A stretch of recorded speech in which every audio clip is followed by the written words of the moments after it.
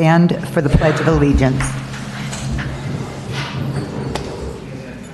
I pledge allegiance to the flag of the United States of America and to the republic for which it stands, one nation, under God, indivisible, with liberty and justice for all. Please be seated.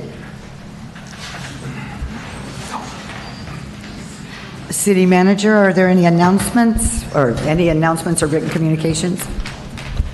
Can we do roll call first? I think we could.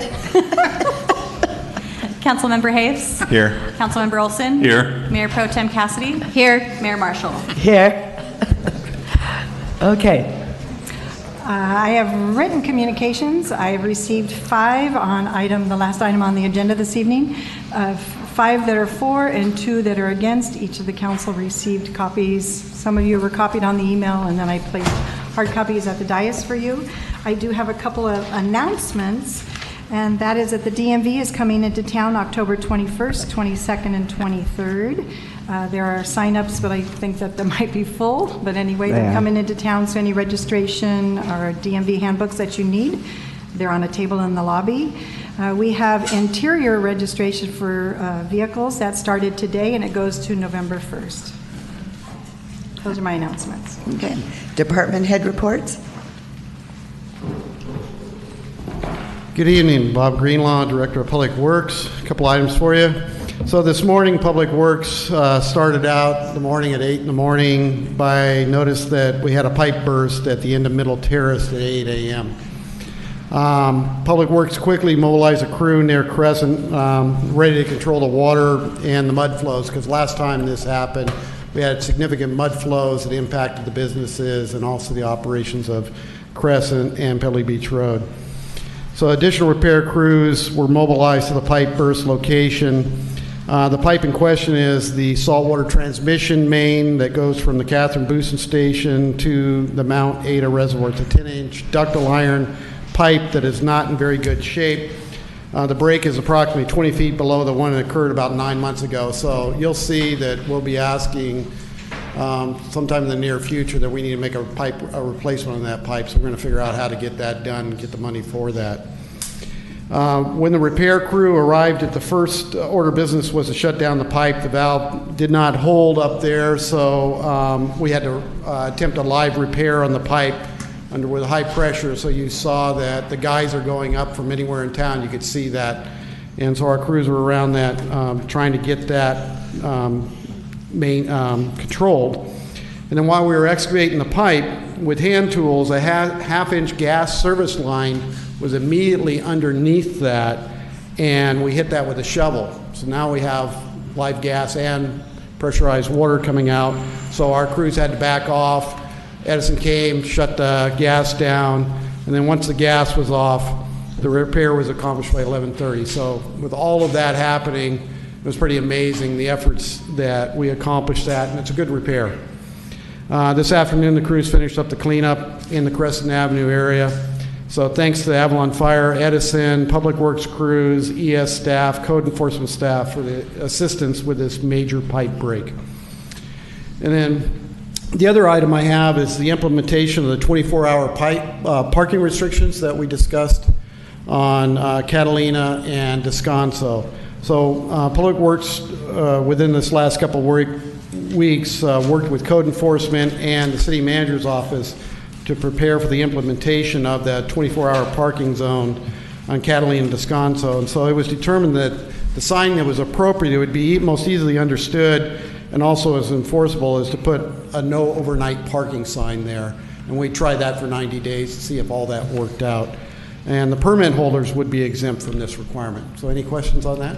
And it would say like from 12 to 6 or something like that? It would just say our standard sign says no overnight parking. Oh, it does, okay. Okay, they were consistent with the rest of the signage. Oh, okay. And that'll be on that one side of Descanso. So our crews would go out at like 5 in the morning or something, and if they're there, they'll know. Correct. That's the way we enforce the overnight parking right now, is that we're out there before 6 a.m. Okay, thank you. And we see anybody that's parking there. Okay, we'll see how that works in 90 days. Yeah. So if anybody has any comments from the public with that, just let us know. and we can alter that within 90 days, okay? Great. Thanks. Any other questions? I just want to clarify, though, the no overnight parking, and the ones that get to park there with permit, those are on-street parking, people. So if you are a part-time resident and you have an off-street sticker on your windshield, you may not park on the street overnight, though. So you'll get a Okay. whole different color. Okay, perfect. Hello, Council. The Harbor Report. This weekend inside the harbor, we were jam-packed. Still had some moorings on the outside the harbor, but everybody that was there wanted to be there for the wet program. And so only issues we had on that is the music played a little longer than normal, but as far as the harbor was concerned, we really didn't get, we told everybody that was going over there that there's gonna have this party, so we might have missed one, I think, came in Sunday saying, gee whiz, I wish I would have known, so, but the majority of them we got, so. Great. We're doing good there. We're moving forward on our wintertime program with the floats and everything, getting ready to come out, so if there's any questions. Were you able to get to the steps with the tide? I'm sorry, say again? Were you able to get to the steps with the tide, the cleaning of the steps? Yes, our contractor that that washes those were down with a bad back, but we had our crew go down and do it. And then this week, we got the minus tides, and so it's on the agenda to do it again. Great, thank you. Okay. Thank you. Okay.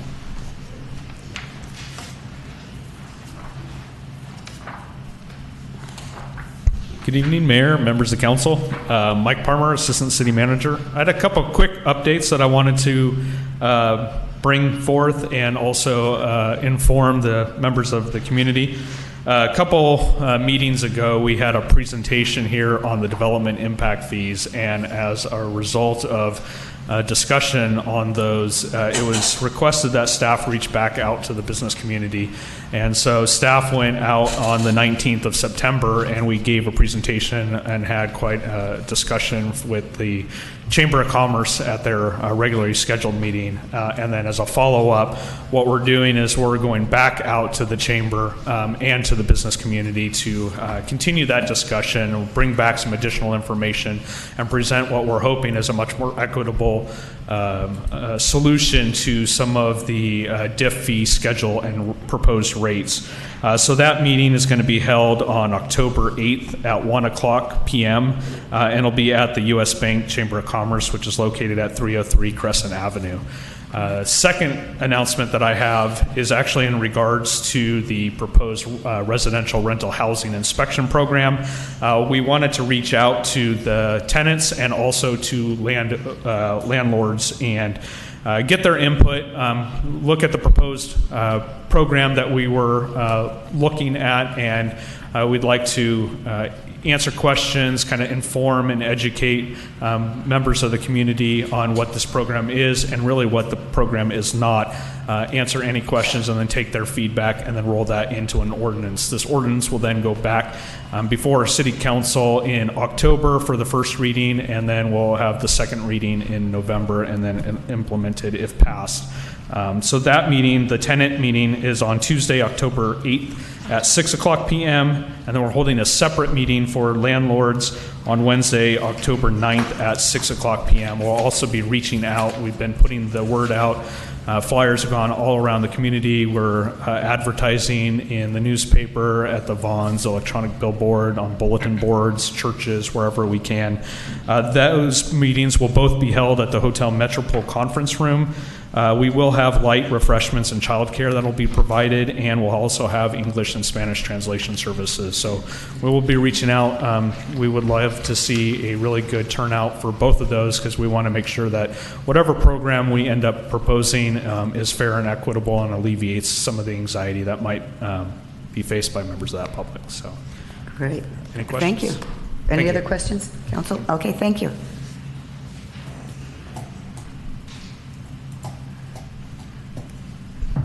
Good evening, Captain John Hawking, LA County Sheriff's Department. And I brought today one of our new sergeants. He is, his name's Greg Kelly. He's been on the department. Well, I'll let him speak for himself, but he's an outstanding sergeant for our community, and that was why I picked him. And I'll let him introduce himself. Good afternoon or evening. Glad to meet everyone. Finally, I apologize I've not had a formal meeting with the majority of you, but Sergeant Greg Kelly, been with the department 28 years.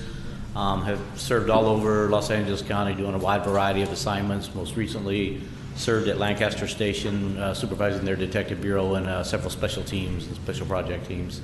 Have been out the island for about 4 months now. I love the island, have enjoyed the assignment, look forward to spending the next several years out here and working with everyone and do what I can to keep the community fun and enjoy it safe. Great. So Thank thank you. you very Thank much. you. Did you have a question? No, saying hello. Hello and welcome. Yes. Thank you. And there's a couple other items I'd like to talk about real quick.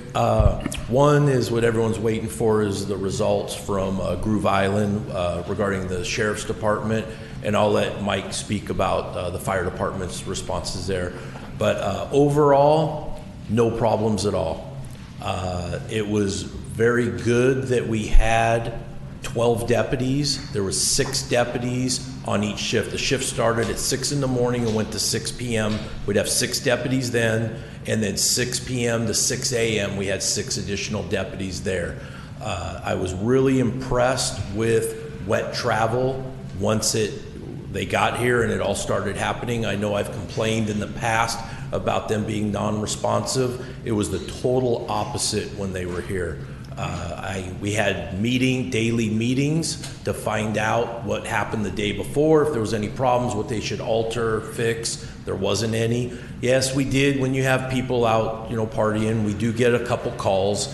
We only made 2 arrests. It was domestic violence, and it was 2 residents that live here on the island, and they left the party. They got in an argument there. They left the event, and it happened at their house, and then the deputies got out there and made an arrest. So arguably, it's not really related to it. It was everything else for us, for the Sheriff's Department, went very smoothly. One of the things that I said was I was glad we had the extra deputies. That's a big thing. And here's why that's a big thing. One of the deputies that was brought in and one of the Avalon deputies were walking down the pier, and they get flagged down that there's somebody in the water. There's an intoxicated male that is extremely intoxicated. He's down on the dinghy dock. He stumbles, he falls into the water, and he can't get out. He is going to drown. There was one approximately 18-year-old male that was trying to help him and couldn't help him. 2 deputies ran down there. Long story short, they were able to pull him out of the water and save his life. The next day, he came into the sheriff's station, and he was very emotional. He was crying, and he told us that if it wasn't for those deputies, he would have died, guaranteed, unless somebody else would have pulled him out. Right. So it's important to have those extra deputies for the event. Yes, there wasn't any big riots out there or anything like that we needed them, but how can you put that value on saving this person's life? Yeah. So it's just something that happened. That person was not part of the event. Oh. He was just here on the island. He's from Springfield, Missouri. Just happened to be a visitor on the island, and that happened. Okay. So, any questions for me? We're good. Thank you very much. Thank you very much. I'm glad.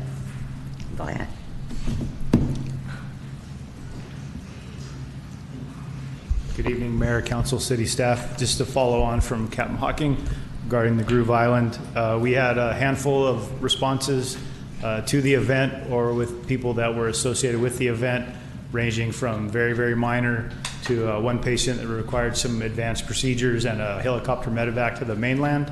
Overall, it was all able to be handled very easily and seamlessly because of the extra staff. In addition to our regular staffing, it all went very smooth. Great. The only other thing, this is Breast Cancer Awareness Month. So tradition and a way that Avalon Fire supports that is with some ridiculous mustaches. So you may see that around town. Please don't hold that against us, and they go away November 1st. Okay. Unless you have questions for me, that's all I have. Council? Okay. Thank you. Thank you very much.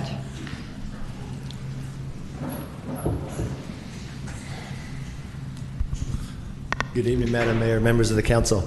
Just a few updates from the Community Services Department. We kicked off our soccer program this past weekend with 129 participants, up from 113. It's an 8-week program, 1 week into it, so really well received and off to a good start.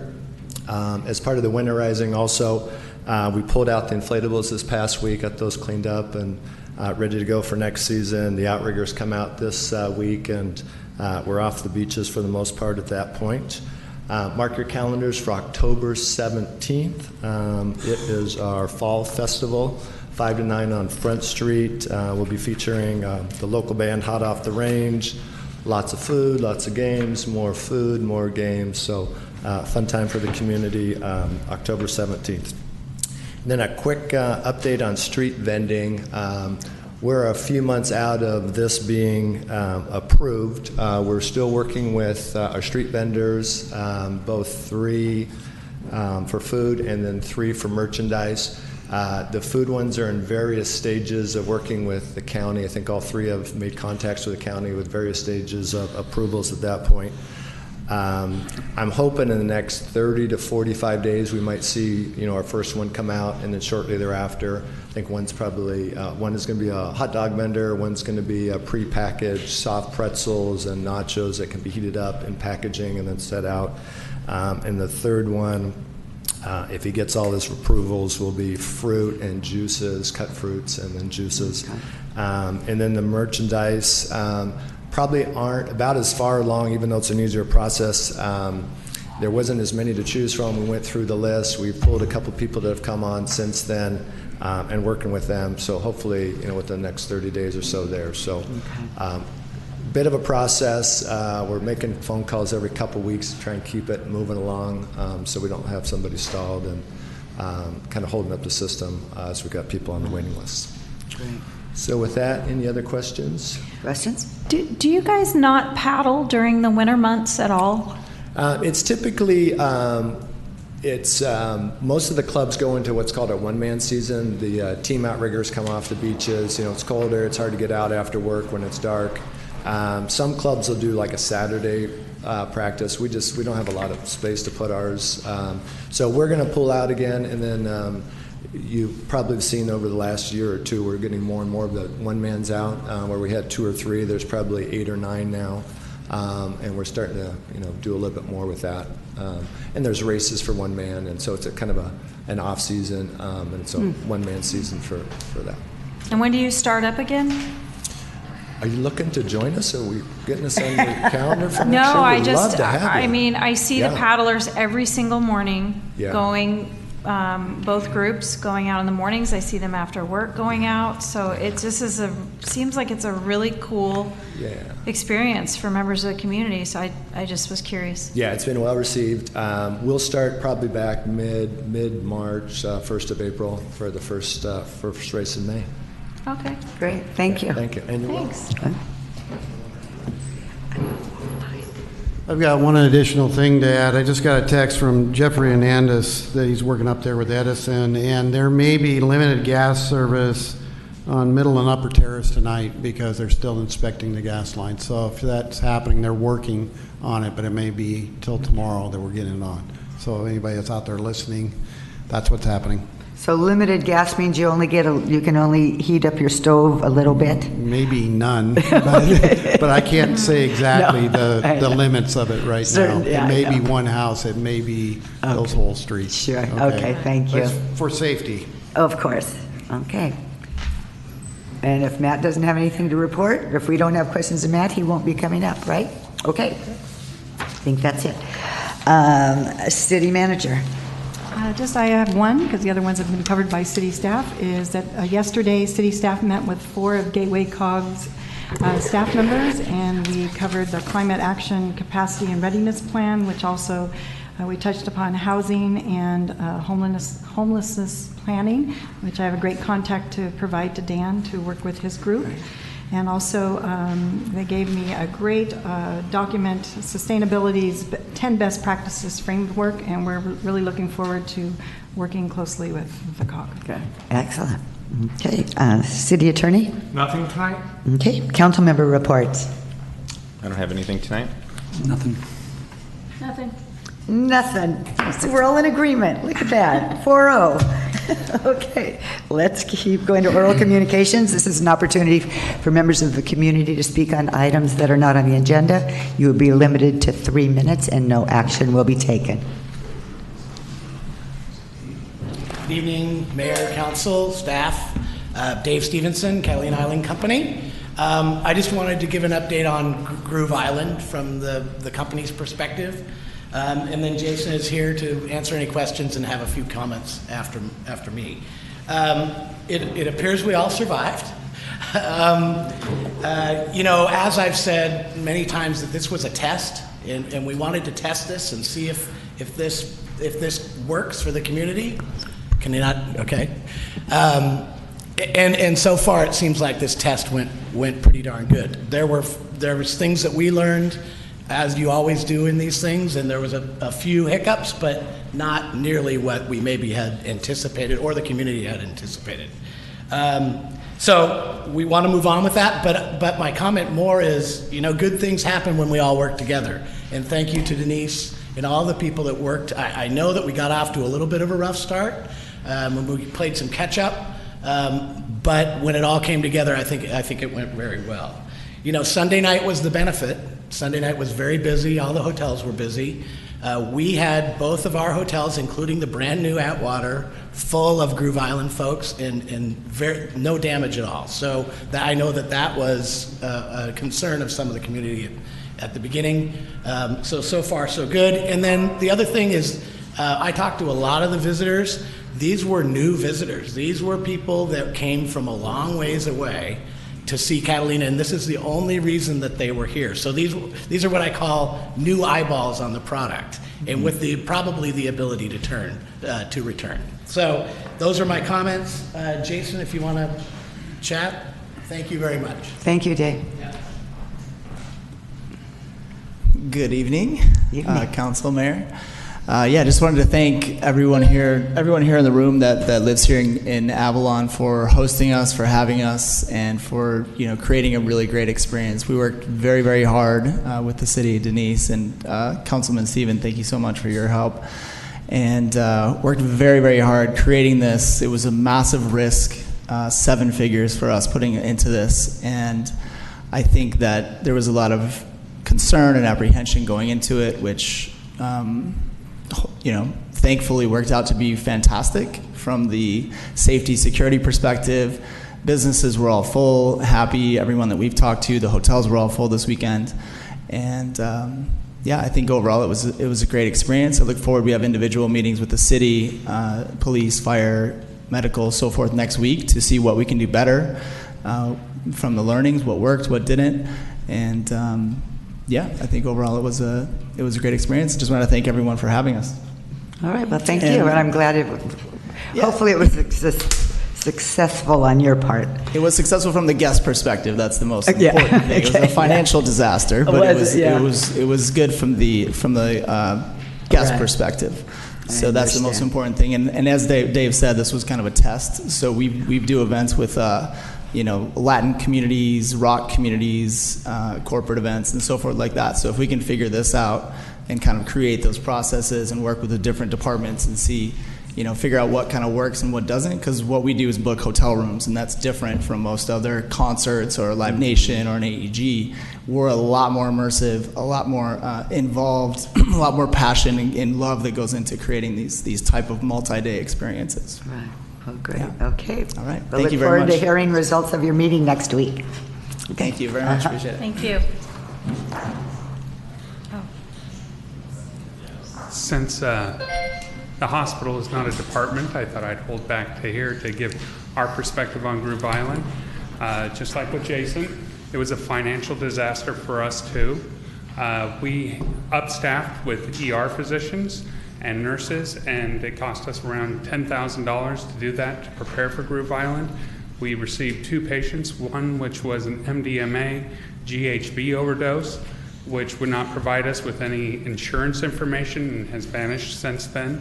And we also had one individual that came to the hospital with an alcohol overdose. The one thing that I would ask from the hospital's perspective is that when first responder meetings are occurring with the wet tour people, that the hospital be included in those conversations, because we felt very out of the dark with everything that was going on. Okay. Yeah. Thank you for your comment.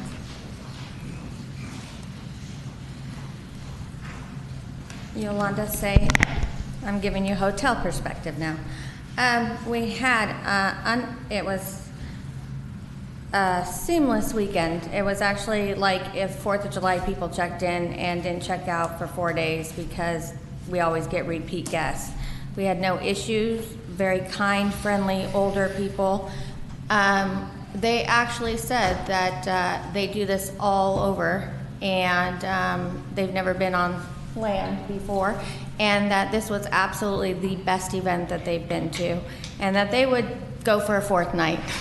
But I'm just saying it was a good event. The weekend prior, I had major issues with the wedding party, and I'm just thankful everybody worked together and supported this, because like I said, we need events in this town, and I'm glad it was a very successful, safe, and nobody was hurt. Thanks.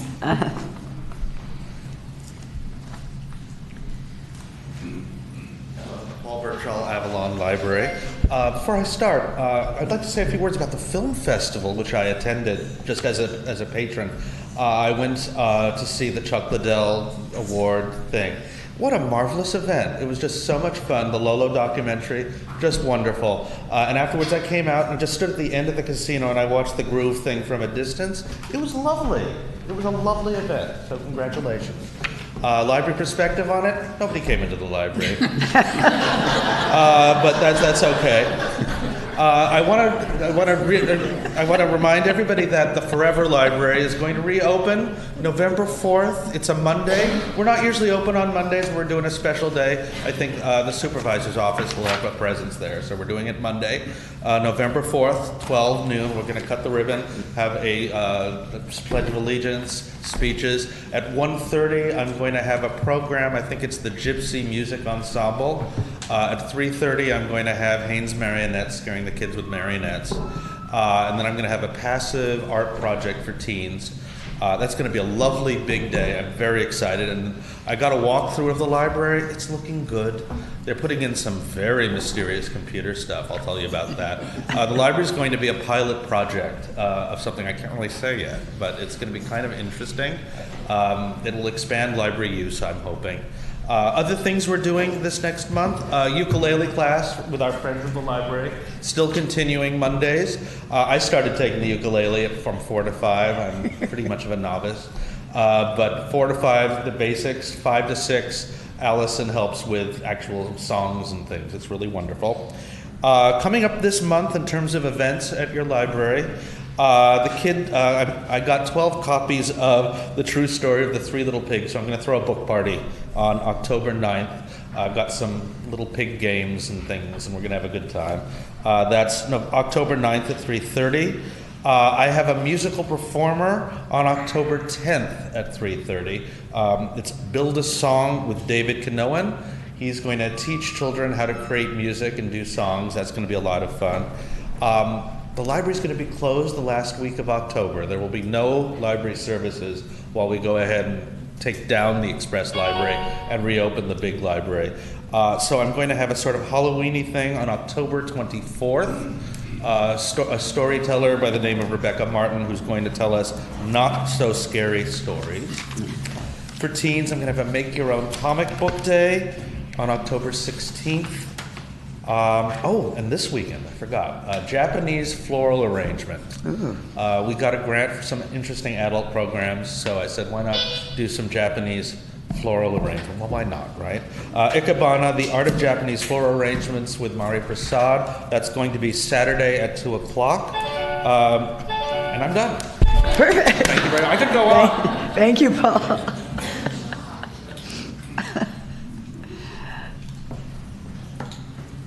My name is Judy Greer. I live at 355 Descanso Avenue, and I was a volunteer on several weekends. One was for the art festival, and I want to say it was the best art festival ever. This was the 61st year. Lots and lots of vendors. They made lots of money. They were all very, very happy. Things went very smoothly. I want to thank Lola DeMille for making that happen. The next weekend, I was a volunteer for the film festival, and they were a little worried about all the activity and maybe that would interfere, but it didn't. It was wonderful. Everybody got along, and the film was fantastic. And I do want to say congratulations to Ron Chupa and all the people in the film festival that did that. It was really a good event, and it wasn't too crowded here. I live up on Descanso Avenue. All kinds of people came by the next day and took pictures in front of my house. I have these huge cactus plants, and that seems to be an attraction. And that was good because I got to see all these outfits and everything from the party over there, and people seemed to be having a great time and not out of control or anything like that. Jason, as you said, at the hospital put on extra doctors just in case and didn't need them. So I think next time something new comes up, I really hope people will calm down and take a look and see how it goes. You can always say, let's do one first and see if we like it. Then we can approve another one and another one. We spend a lot of time arguing and complaining about things that have never happened. So I would appreciate it if we would remember that these things sometimes are really, really good. Thank you. Very thoughtful. You never got a standing O at a council meeting. Good evening, council members. Carl Schmeck, Catalina Island Company. As many of you are aware, the Island Company has been pursuing a new water resource in Avalon Canyon. And I wanted to bring to your attention that tentatively scheduled for mid-October, we're going to be conducting a 2-week pump test of the 2 wellheads that are in that canyon. It's going to look substantially similar to the previous pump test that the company's conducted, but there will be trucks, there will be some folks out there, you might see some pipes. So just wanted to bring it to your attention and the community's attention that if you see some activity, that's what's happening. If that test is successful, we will be conducting a 12-month test, and during that test, some of the equipment gets a little bit more permanent for that 12-month test, so we're going to be looking at shielding it with fences and screening and the like. In addition to this announcement, we're also putting an announcement in next week's Islander, which kind of clarifies what's happening, just to make sure everybody's appraised of what's happening and knows what we're trying to do there. Okay, great. Any questions? Okay. Thank you very much. Mm-hmm.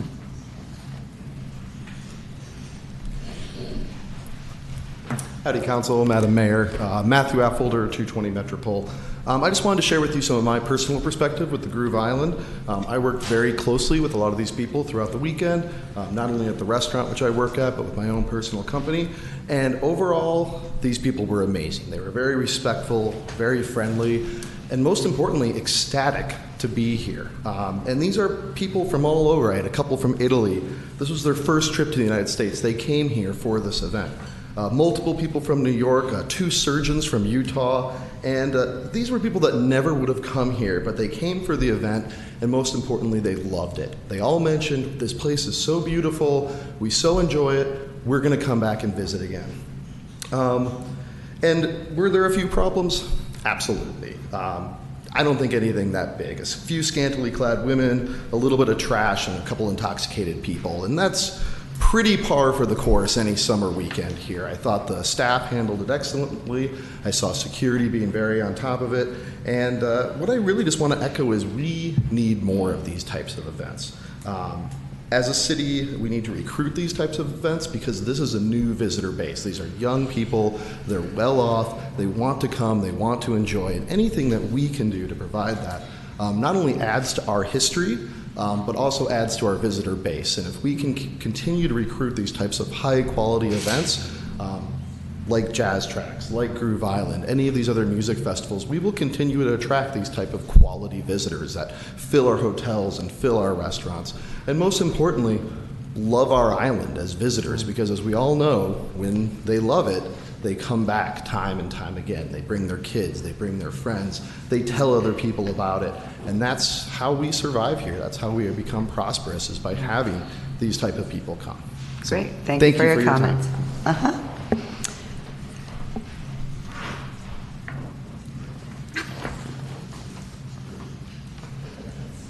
Hi, my name is Alex. 343 Clemente. I wrote it down because last time I was really nervous. So, first, I want to thank Jason. You gave the locals a discount price to allow us to attend, so that was awesome. Thank you so much. Talking to the mic. I know. Now I'm getting nervous again. Dang it. But yeah, pretty much what Matt said. I want to say that people from all over the world did come. I met people from Brazil, Guatemala, Russia, New York, Canada that had never been here. They said that they definitely wanted to come back. I met this couple from LA. They came the week prior to, what was the weekend? The art festival? No, they don't. At the Descanso Wine Mixer.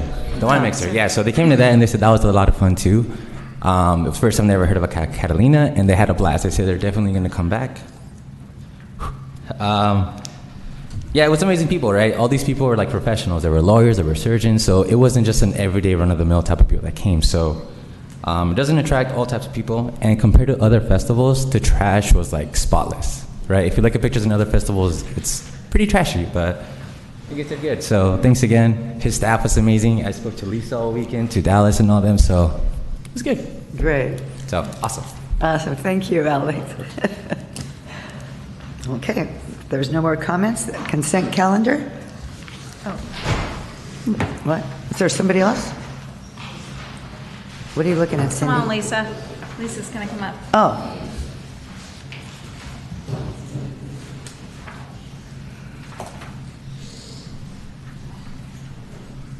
I think the event went out without a hitch as well. We live on the flats, and normally most event weekends we end up with an influx of noise, and with the exception of one gentleman in a really awesome gold lame hat pulling his DJ booth, blasting music behind him at Friday night, everything else was really quiet, so some fun people watching.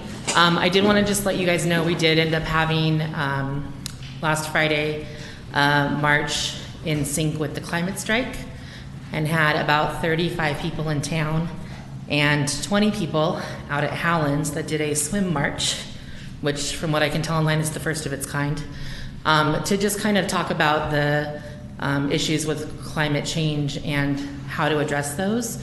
So I'm sure a lot of you have seen that on social media and the news over the past few weeks of hundreds of thousands or even millions of people marching at the same time. It's an every Friday thing in most cities. We haven't gone that far yet just because we all unfortunately can't miss work every Friday for that yet. But I'm curious to see what the city council's input is on the idea of supporting measures, which I think you guys already do through the general plan and other things, and the report on sea level rise that's on the city's website. If there would be the possibility of asking for a resolution to be made in support of actively seeking different channels that would support how climate change is affecting Avalon and the island in general. Thanks. We're taking notes. We've got your notes down. Thank you, Lisa. Okay. All right. Are you coming back, Lisa, or are we? Oh, okay. Okay. All righty. Now we're on the consent calendar. We have 6 items on the consent calendar this evening. The first one is minutes from the September 17, 2019 regular meeting of the City Council. The second one is disbursements of September 7th through September 20th of 2019, totaling $1,418,397.77. The third item is to adopt an ordinance amending Title IV, Chapter 9 of the Municipal Code to add Article 3, which is the wireless facilities in the public right-of-way. Number 4 is to authorize the city manager to procure per the city's purchasing policy by competitive bid at auction competitive dealership purchase, or government cooperative procurement contract, an equipment trailer that meets the required specifications outlined by staff for a total not to exceed amount of $16,000, and this would be allocated from the Vehicle Maintenance and Replacement Fund 138.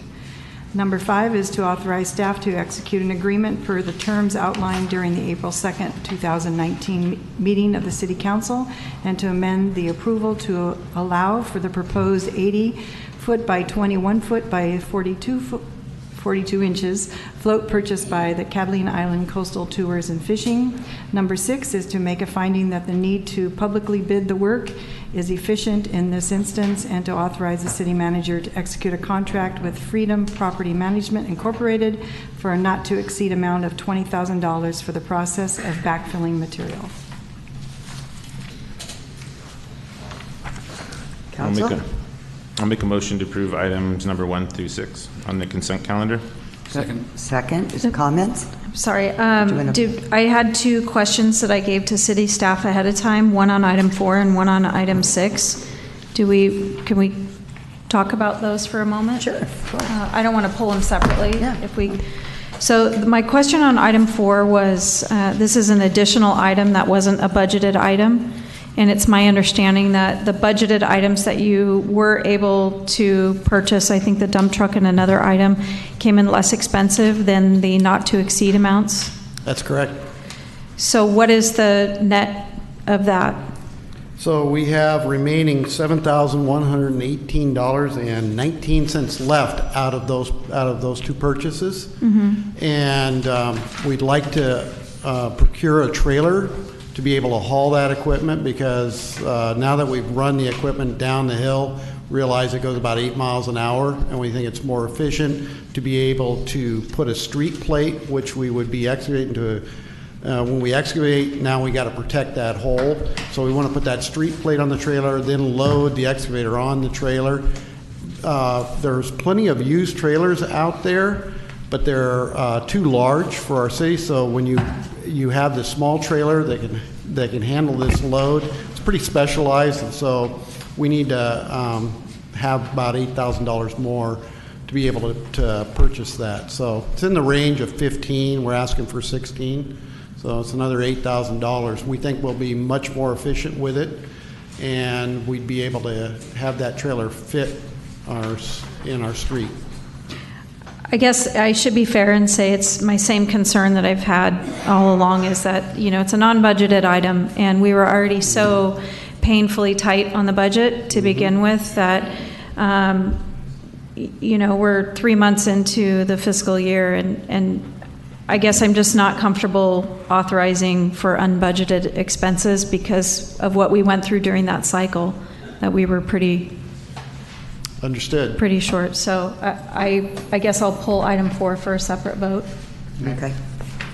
Okay, so is there a motion? And then, I'm sorry. And then, so I'll pull item 4 for a separate vote. And then item 6, my question to city staff is, as I understand it from the staff report, we're asking now, we've given a contract for this work to be done by, I think, Kolich and Sons previously.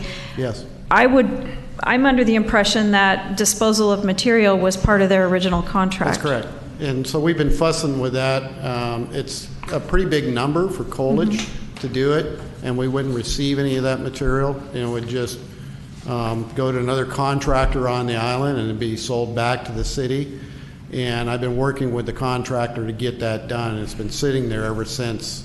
We were about ready to get that done, and all of a sudden the right piece of equipment came up that the city can take this on right now. We would get the cost savings, because this is still the responsibility of Kolich. There's about $150,000 of their retention. We get some of that cost savings back if we do it, plus we get to keep the material. So there's some significant savings the city would see on this, probably in the range of $80,000 or $90,000 of that. And then also we would get to keep the material. So it is something that opportunity came, and otherwise tell Kolich, they can do it, and we'd be paying the $150,000 and see the material go away. Okay, so that's, I think, where my confusion is, and pardon me for belaboring it, but it's another $20,000 request. So It was comes- our original contract with Coolidge, didn't that money that we paid to them, didn't that already include disposal? Yes, but there's a retention that I've withheld because they haven't completed the work and removed the material. It is actually money that I would be paying Coolidge. I get to keep, the city gets to keep some of that money because we're doing the work, because we've already come in agreement, if we do this, then it needs to be done with Coolidge. So it's really not an additional It's not an 20,000, additional, it's where coming it's from the actually- retention from the project? It actually would be a cost savings. Okay. We would be reducing our payment to the balance to Coolidge, plus keeping the material.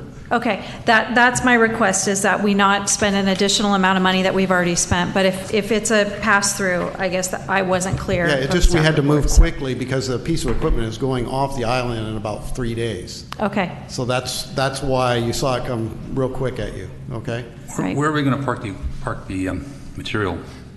So the material is still going to remain here for a little while, and then we'll use it on some projects, okay? And I'm working with the island company on that. And there's other locations that we have on city properties that I can stuff a little here and there, you know, like down at our yard. But it is very valuable material. It makes excellent material.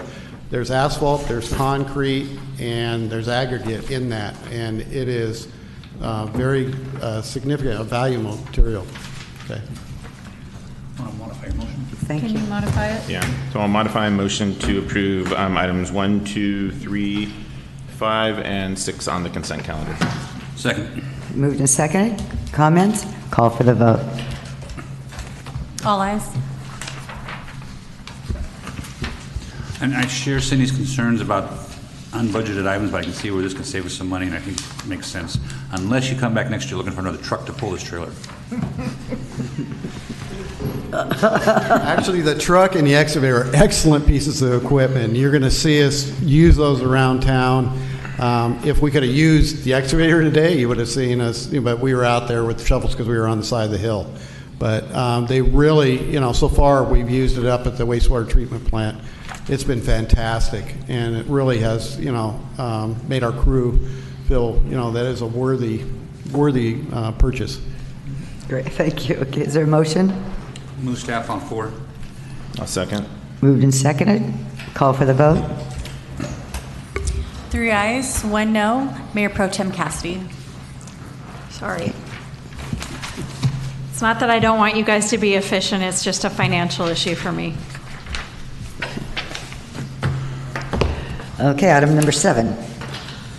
Yes, item number 7 is the consideration of the council of adding some advisory measures to the March ballot regarding some cannabis measures. The council had discussed this at the previous meeting, and so we have drafted 3 questions that would be submitted to the citizens of Avalon for them to provide advice or direction or what they want to do to the council, and then based upon that, the council could either draft an ordinance, not draft an ordinance, or take further action to place something actually binding on the city in the November election. So this would be kind of like, what's your general thought of the city on cannabis? And then you'd get that, and then you would take that and you can develop an ordinance based upon that or not. Alternatively, you could have a town hall if you wanted, or other meetings leading up to the drafting of an ordinance. So this was our direction. We've got 3 questions here. The only additional cost we anticipate would be maybe some legal things because we have to summarize the measures. It shouldn't be a lot. The only caveat that I would put that is not in the staff report is that the county places advisory measures on the ballot as long as there is space. And if there's not enough room on the ballot, sometimes they will say we're not going to put an advisory measure on because there's not enough room. That was the old case. We don't know what's going to happen this year. As you recall, the county is going to all electronic voting, and so that need for limitations is probably not there, but we don't have specific direction. So again, ultimately, the county decides whether it puts these things on. We think it will happen, but I just want to put that caveat out there in case the county decides that the ballot is too long already. So anyway, I don't anticipate it because it would be a March ballot. And if the council's direction to develop these, we'd come back at the next meeting with a resolution formally placing these items on the March ballot. So this is just give us a direction as do you want us to come back at the next meeting with a formal measure for to place these 3 items on the agenda. And I have another question.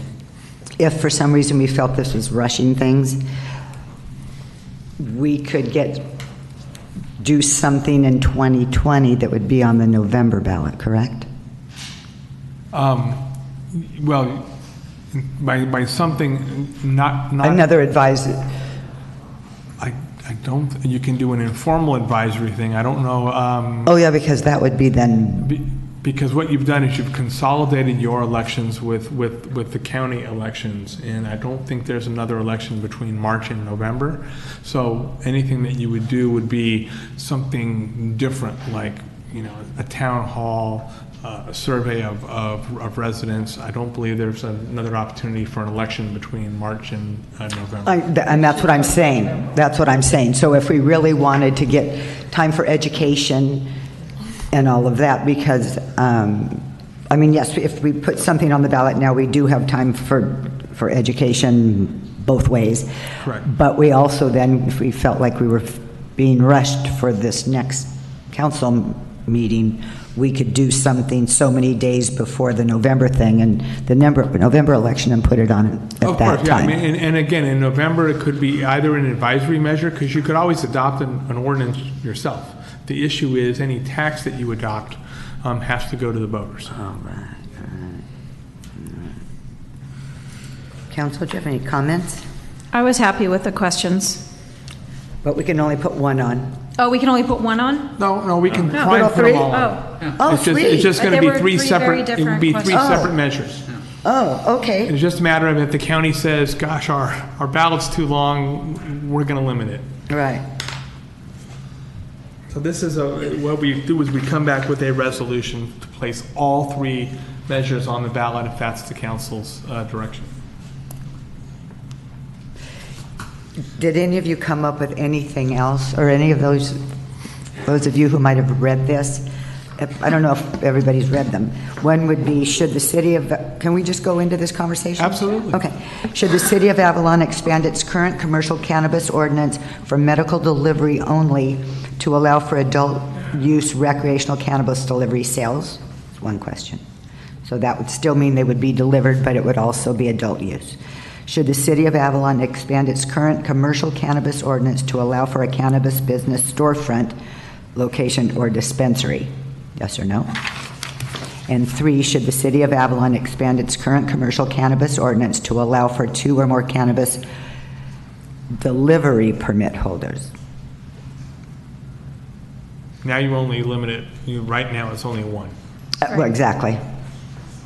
And you're saying, okay, to allow for 2 or more cannabis, and is it medical and adult use delivery permit holders?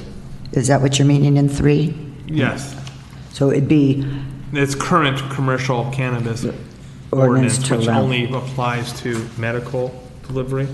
So we could add that to expand its current I would- medical commercial cannabis ordinance. Yeah, and I would say if we felt like the whole 3 questions was too much, then I would be happy with A and B and just leave it as it is now with 1. So And that again, can be sorted out later. no, okay, because again, on number C, current commercial ordinance to allow for 2 or more cannabis, are you talking recreational and medical on C? This was just Medical. medical only. Right now, it's medical. If you Oh. recall, the ordinance It's current, provides. I know it Only for is, medical but right now. if it had medical in the word, that would be easier to Right. understand. And if you recall, the ordinance provides that I think after a year of operation, that the council will come back and determine if you want to add, if you want to change that to more than 1. I would almost say it would be fair to take that item C off, because the current permit holder for the 1 delivery has not began operations, so Right. it seems a little unfair to all of a sudden go out and say we're looking at possibly more than that Right. without seeing how one goes. And our phones would start ringing off the hook. Yeah. Comments? Yes, Carl. Can I just say something? Oh, yes, I want to please. remind the public that an advisory ballot is only a way for the council to assess what the residents in the community would prefer, that it is not a legally binding thing as if it's a regular measure on the ballot. Once it gets adopted by the majority, then it becomes law. So this is strictly, what's your opinion? Right. Right. I think that the workshop and the town hall meeting is probably the better option because all three questions you guys have posed have actually been answered. Like Cindy mentioned about number C or C. One, after a year, you can determine if you're going to allow more. But the other two were actually addressed in 2016 when the city voted. Adult use, there was Proposition 64 on the ballot in 2016, and it passed with a 53% yes vote. Also, allowing a storefront on that same 2016 election, there was Measure X, and that Measure X included a storefront, and more than 700 people voted no on that, while 400 people voted yes on it. And the reason it didn't pass mainly was because people were skeptical of a storefront specifically. I think that's where we got to the point of a delivery. So I think all three questions have kind of been answered. But if you guys need more insight from the community, I think a town hall or something would be right, because if you need additional perspectives, that's probably the way to go, and you're not spending any money to do it.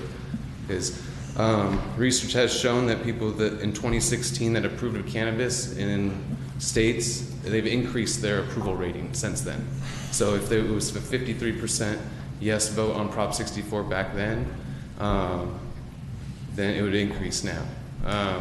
Also, the state is asking cities like ours that passed a 53% vote that had the majority that said yes to Prop 64 to actually allow this stuff to happen, because you're just allowing the black market to thrive, and things like the vape cartridge stuff is not going to go away.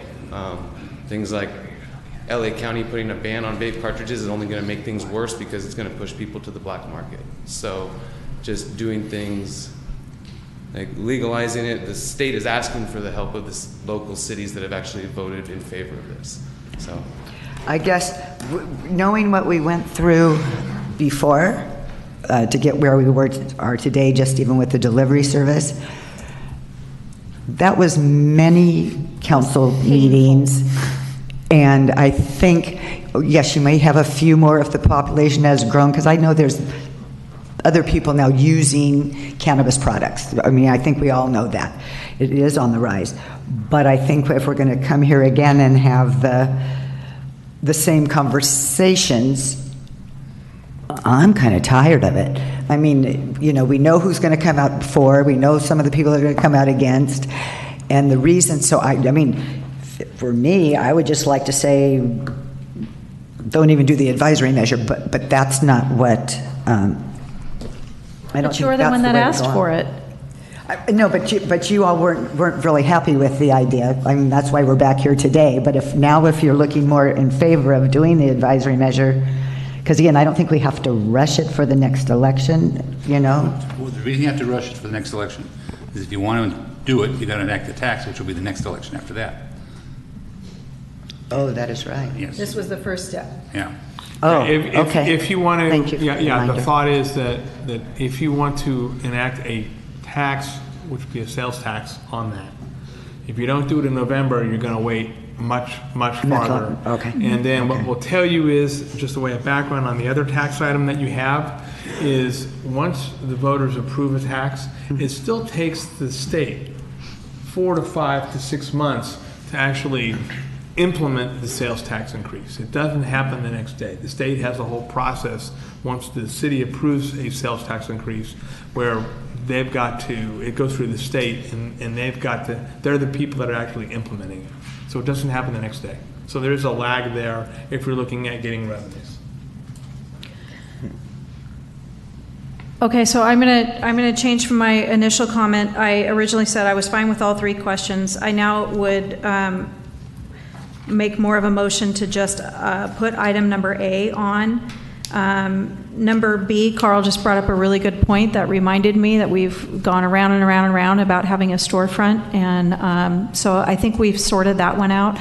But the big question, and what you had originally, it seemed like at the last meeting brought forward, was to allow for recreational use.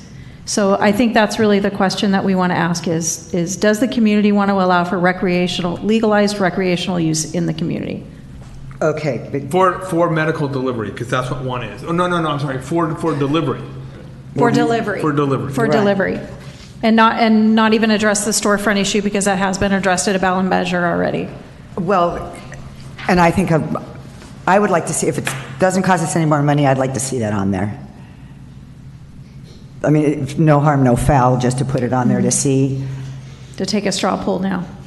Okay. And then my last comment on it would be, Carl, to also further express, it is extraordinarily painful to get members of the community to come out for meetings. So I don't agree in doing a town hall meeting, because I think the number of people who can't participate at this time because they're working, the number that can't go because they're working this time, at least if it's on a ballot measure, somebody can go between 7 a.m. and midnight, or what is it now, 11 days prior, and have their voices heard. So I'd rather see it on this format rather than a scheduled meeting that we know members who want to weigh in will not be able to make it. And some people that wouldn't want to weigh in. I mean, wouldn't want to weigh in public. Publicly, right. Right.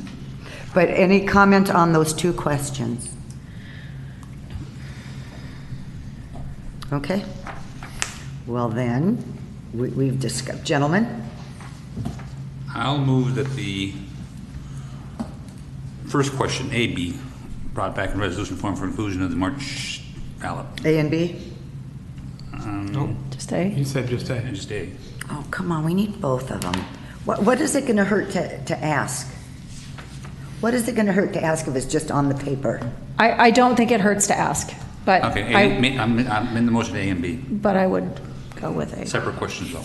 Separate questions, yeah. Yeah, okay. Comments? Steve, do you have a thought?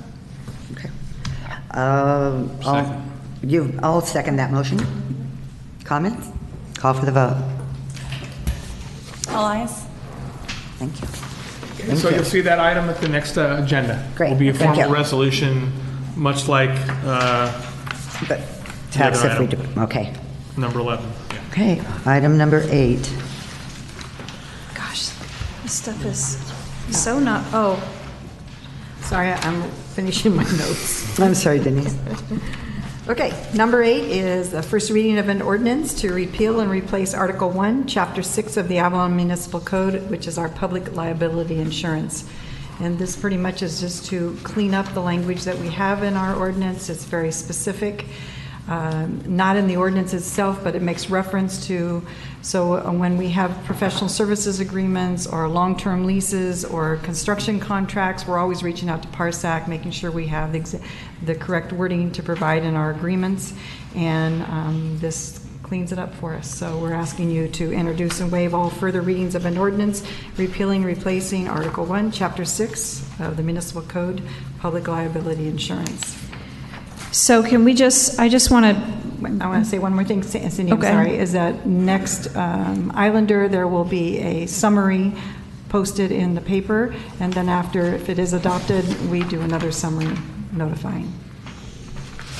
It's not very clear, so I just want to, because we only have the one, Article 1, Chapter 6, General Liability Insurance. My question was moving from $1 million to $2 million.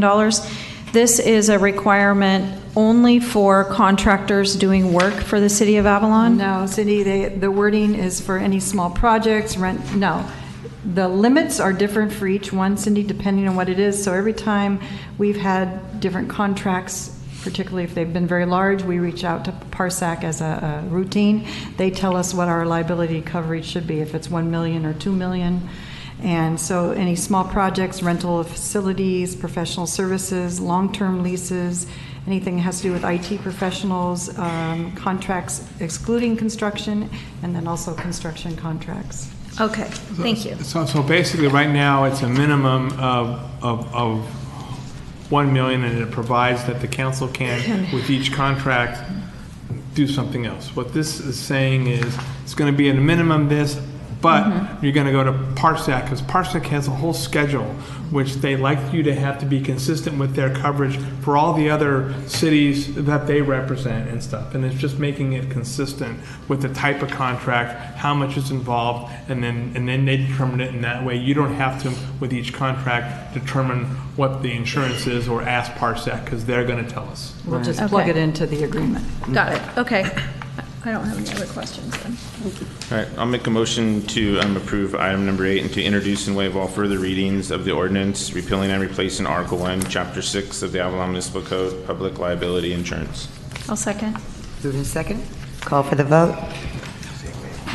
Elias? Number 9 is being pulled from the agenda this evening. We only received one RFP, and staff just needs additional time to evaluate it, and we'll be bringing this back to the next meeting. Okay. Cool. Item number 10. Okay, number 10 is for council to adopt 3 resolutions that have to do with the municipal election, which is on March 3rd of 2020. The first one is just calling the election set for that date. It calls out specifically that is for the mayor's seat, which is a 2-year term, for 2 members of the city council for 4-year terms, and for 1 member of the city council to fill the unexpired term for 2 years, and 1 city treasurer for a full term of 4 years, and then any measures that we will be placing on the ballot. That's the first resolution. The second resolution, which is the real reason this is on general business instead of consent, because the council has to weigh in on the word count. Normally, the candidate statement is, historically, we limit it to 200 words, but you can say 400 words according to the elections code. So I would need that decision from you, 200 or 400 words on the statement. And then the paying of the printing of the candidate statement, because it has to be translated into Spanish because of our population, and historically in the past, the candidates have paid for the translation as well as for the printing of that statement in the pamphlet. A candidate statement is not a required thing when you fill out your paperwork. So the first thing I'm asking you, 200 or 400 words? 200. 200. 200. Okay. And then would you still like to go along with the candidate paying for the translation? We estimate that cost at $200. If it's more, we come back to the candidate to get it, or we give a refund. Candidate. As well as Candidate. and printing of the statement. They pay Candidate. also. Okay.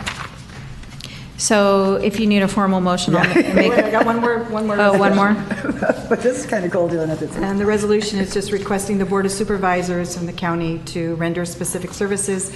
And once these resolutions are adopted, we turn them into the county, and they get approved by all the Board of Supervisors, as well as we turn them into the Register Recorder's Office to ask for their services. Okay.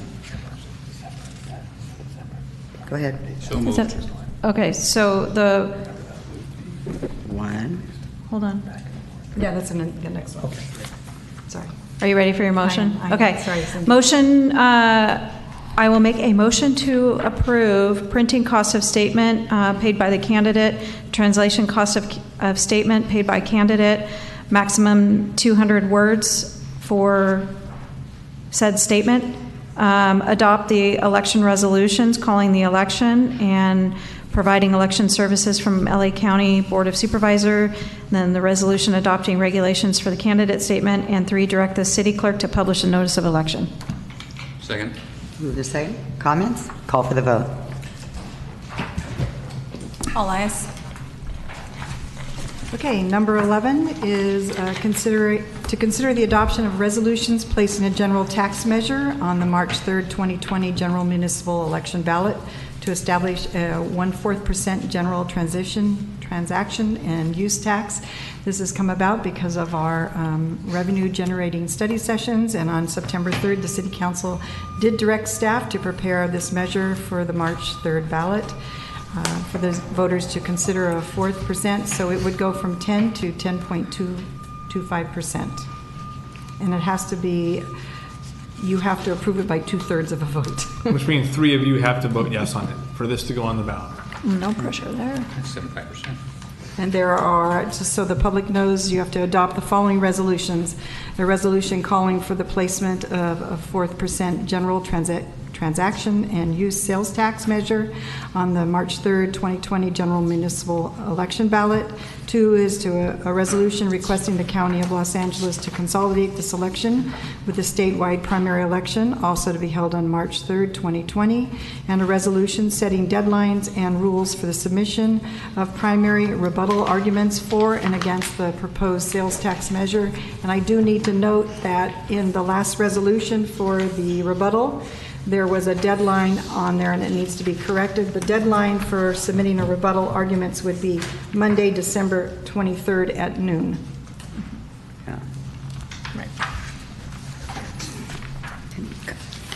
And one background, we did run this by the state of California, and they approved the language as required. If you recall that's why we had to hold this off to get the state's approval. They have approved it, so they're ready to go. Okay. Council, any comments? Does the community have any comments? Okay. I'll make a motion. Whoops, wait. Leslie's popping up. Sorry.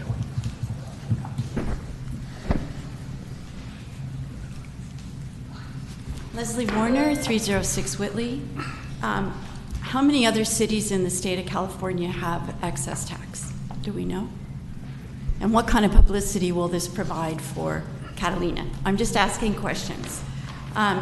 One thing I had hoped and I spoke about was that there would be a sunset on this. You have it written that it will be ended by voters. And I feel that we should have it be maybe for 4 years and see how it goes, rather than this never-ending tax that you're placing upon the backs of the people who live here and the people who visit here. I know you need money. I'm also concerned that it just says it goes for important general city services. What is that? Could you be more specific to the voters that it's earmarked for infrastructure, it's earmarked for taking care of the many problems that we have in our city related to sewer, dump, streets, etc. So I feel like it needs a little more clarification. You also say it's $240,000 annually in your fiscal impacts, but the measure actually says $250,000. So, I don't know if you have to round to a certain number, but why doesn't it state $240,000 in the measure as written in the fiscal impacts? So I'm just asking you to really consider this. I really think a sunset clause should be included. I'm hearing Pamela Alber's voice right now, so I know she would be saying that too, just like you did with the extra 50 cents each way on the express tickets. So thank you for listening. I do want to note it again that the 10% sales tax that we get now, the city only receives 1% of that, Matt? Is that what it is? Yeah. Just for clarification, we don't get that whole 10%. Right. If I can just respond, if you want information on that, I think the resolution, we'll work with Matt to make sure the figure is either 240 or 250 so they are consistent. The one issue with the sunsetting, which is why we didn't put it in, is there's another county tax that is going to be voted on soon. And what happens is this. There's a certain maximum amount that you can put on your sales tax, okay? And that's it. And so if you have a sunset for 4 years and it goes down because you've only said 4 years, the county is then going to grab that quarter and take it away from you. And so the reason we didn't put a sunset clause in is because we didn't want that money to automatically go to the county, because the county is going to be, what we've learned in other cities is the county is going to be upping the tax that the county can put to take that. So if we sunset it, it goes away from the city automatically. With the way it's written right now, the voters still at the council can put it on the agenda in 4 years from now or any time to reduce it. Reduce it.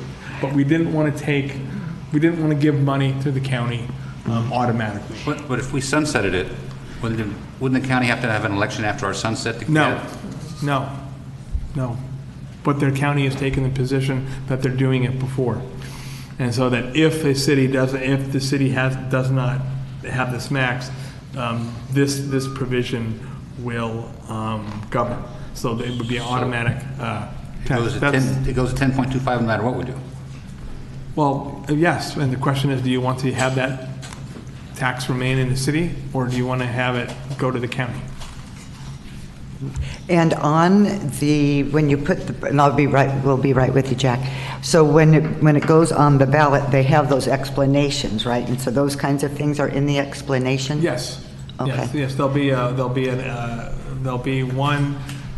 nonpartisan summary of what a measure is, and there'll be arguments in favor and against it, which will say what the tax will be used for. We use language that most cities have placed in their sales tax ordinance to mirror what is the common practice throughout the state. Okay. Mr. Tucci? Yeah, this is Jack Tucci. Taxing is the easy way to address a shortage of your budget needs. But we need to look at increasing our sales here on the island. Last week we talked about maybe another boat service coming in here. We're getting competitive prices, so more people want to come here. Tonight we're talking about a cruise ship and all that money that cruise ship people can bring to us. This is where our attention should be, is how to grow the community growth here. Okay? Just taxing is the easy way out. We need to look at our economy and grow it. Excellent. Thank you. Thank you. Okay. Council, what's your pleasure? So a quick question for Scott again. So just to be clear, so if we raised it to 10.25 and the county said they were going to raise theirs, there's a max that we can get taxed on. So if we had it in there, they wouldn't be able to go over ours and we'd still be able to keep ours. Correct.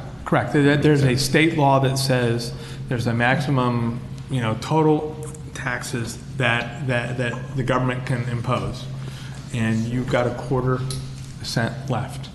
And so it's kind of like you do it now so that you can grab that money forever, rather than have someone else, rather than have the county do it. If the council wanted to rescind it sometime in the future, is it an election or is it council action? I believe it has to be passed by voters. Okay. So we could just put it back on at that time. We could put it back on a It's the same ballot. as the sunset if we wanted to, yeah. Right. Generally, our experience has been that when you put a tax reduction on the ballot, it passes. Yeah. Really? I mean, I'm just, that's been our experience. Okay. No further comments, council? That's not what I want to move. Adopt resolutions 1, 2, and 3. I move to adopt the following resolutions. One, a resolution calling for placement of 1.25% general transaction and use fee sales tax measure on the March 3rd, 2020 general municipal election ballot. Two, a resolution requesting the County of Los Angeles to consolidate this election with the statewide primary election, also to be held on March 3rd, 2020. And three, a resolution stating deadlines and rules for submission of primary and rebuttal arguments for and against this proposed sales tax increase. With the one change that we're making it on noon, and then we're going to reconcile with Matt Baker whether it's 240 or 250. Right. Okay. We can update it to 240. It's somewhere actually in between, but for consistency, we can put 240. Okay. Great. With that amendment. So I just have a question. So all of a sudden we make $300,000. It doesn't matter because it says at the time that the vote is put to the voters, that's what our estimate is. Obviously, it's an estimate based on information we get from our sales tax consultant. Sure. Okay. And this just goes into the general funds, so it's good for general fund expenditures. Correct.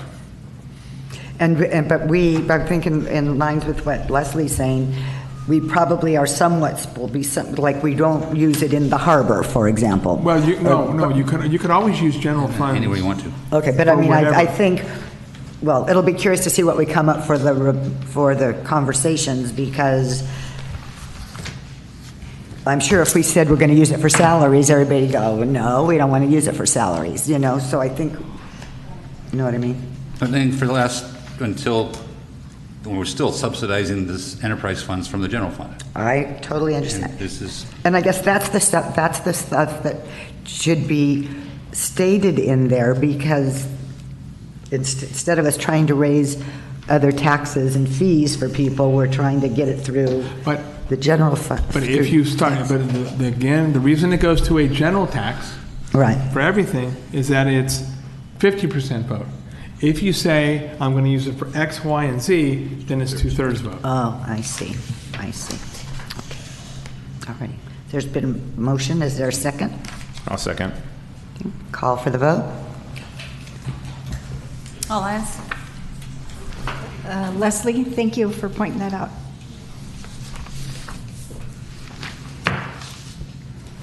Item number 12. Okay, number 12 is just a discussion or informational. I'm not sure exactly what to call this item, and it was at the request of Mayor Marshall to have this come before the City Council this evening. So I approached it as just an informational facts on my staff report. We have received numerous written communication that can be read into the record later. And then I did want to clarify one thing, is that I was asked specifically that when, I think it was the first meeting in August, when a discussion of the cruise ships came, and I believe Paula came up and talked about it, that the confidentiality in my email, when I said, well, when I get an email and it says confidential on it, that I don't discuss that with council until it gets to a certain point. And the question specifically thought that it came from the chamber, meaning it was confidential, and no, it came from the cruise agency when they're inquiring whether to use our port or not. And so I just wanted to clarify that, because the mayor said she's heard it a couple times and she wanted clarity on it. So in my staff report, I described the process to add Avalon as a port of call, and the cruise agency does reach out to the harbor department. So JJ, as the harbor master, you know, he does an evaluation, the impact on our infrastructure, the timing at the floats, what processes they might need to follow, any safety related issues, and he makes a determination, and then he lets the city manager know, and if I see any issues in it, or whoever the city manager at the time is, and then it either gets approved or denied. Specifically, he takes into account if there's any other cruise ships that day, so that's number one, and all those other things that I said that he considers before he says yes. The chamber in no way ever makes that determination at this point, so they're only brought on to advise them that there's cruise ships, and then Jim punts that out to the businesses so they're aware if they need to staff up more for that day. Also, I lost my train of thought. I apologize. You're doing good. You're doing good. So then the next thing I attacked was the marketing incentive, and that did get changed in 2017. There was a staff report, and I've had a couple records requests on some items that had transpired in the past, but right now, currently, the incentive is if a second, so Carnival, we'll use them as our example, if a second cruise ship comes in and they are in our port more than 50 or more times in a year, then they get a marketing incentive. And they still pay for the full passengers that are on the ship on the manifest, but they get a half of it. So like on the second shift, instead of $4, which it currently is per person on the entire manifest, not just the ones that come as show work, but the entire manifest, they get half of that back. So they get $2 for each person. And once again, it's only if they come 50 or more times a year. So if they don't, then they don't get that reimbursement or that incentive. So I did outline also the economic impact The city of Avalon is one of 7 ports that exist along the coast of California: San Diego, San Francisco, Santa Barbara, Monterey Bay, Los Angeles, Long Beach, and Avalon.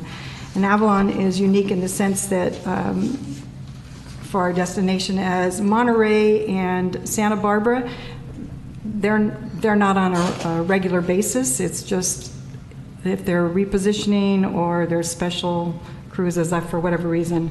We are also one of the ports that do not have a berthing facility. So when Carnival or whatever cruise lines comes in, they have to also pay to get all their passengers off the ship. So we do not get that. The mayor asked that question also, if we got 7% harbor use fee off that, and we do not. It's all a part of our wharfage fee on that. 10% of the harbor's fund, the wharfage, I'm sorry, cruise ship wharfage accounts for 10% of the harbor fund's operating, and all that money goes into not just all the projects along the waterfront, but it also goes into our restroom contract, the sheriff contract for their front street patrol, and the restrooms. Beach sand replenishment. No, was there other contract? Trash, thank Trash. you, Eddie Vega. Okay. Thanks, Oli. And I don't know what else to tell you, Mayor. Okay. The second, we did get a request from Royal Caribbean, which started all of this back in August. That has been confirmed. They are coming only on Wednesday. They were denied the Saturday, so we have gotten confirmation that they're coming Wednesday starting in July of 2021. So they would come July, August, September, and then come back again June, July, August, September of 2022. And we also have received notification that Disney is only going to do a trial on us to see how things go, and that's for March of 2021, and it's just 2 times. That's it, 2 times. And they are one's on a Wednesday and one's on a Thursday. So I don't know where you want to go from there, Mayor. This is in addition to the calls we get from Princess and the calls that we get from The occasional ones? the repositioning cruises, and like Nat Geo. Because those are other ships that come in. Okay. I did learn from David Cree, who is in the audience, who's been our cruise ship, our cruise lines liaison for, I'll say, the city. We didn't employ him or pay him or anything. And he told me that about 12 years ago, and we spent hours trying to research it, that he thought the city had adopted a resolution, but now we've come to the conclusion it was during a conversation with the council, and at that time people were concerned about how many ships were coming into the port also, that it was, I believe, just like an oral direction, because we haven't found a written policy or a resolution, so no more than 1 cruise ship a day, unless it's some small one like our National Geographic one that came in yesterday, I believe. But there was no mention of how many days a week. So, and that's when they came up, I believe, with the marketing incentive also.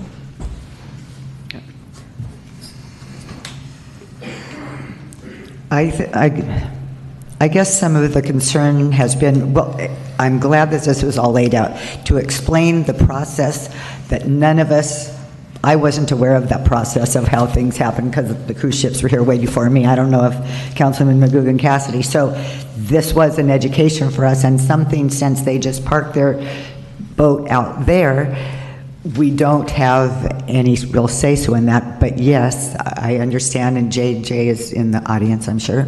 There he is. I do believe that between the harbor master and city manager and whatever, in doing this, I think since they can come there, I think it's 28 times in 2 years that they will be coming, and that's not even if there's any bad weather. So I think there was a total of 28 times between 2021 and 2022, correct?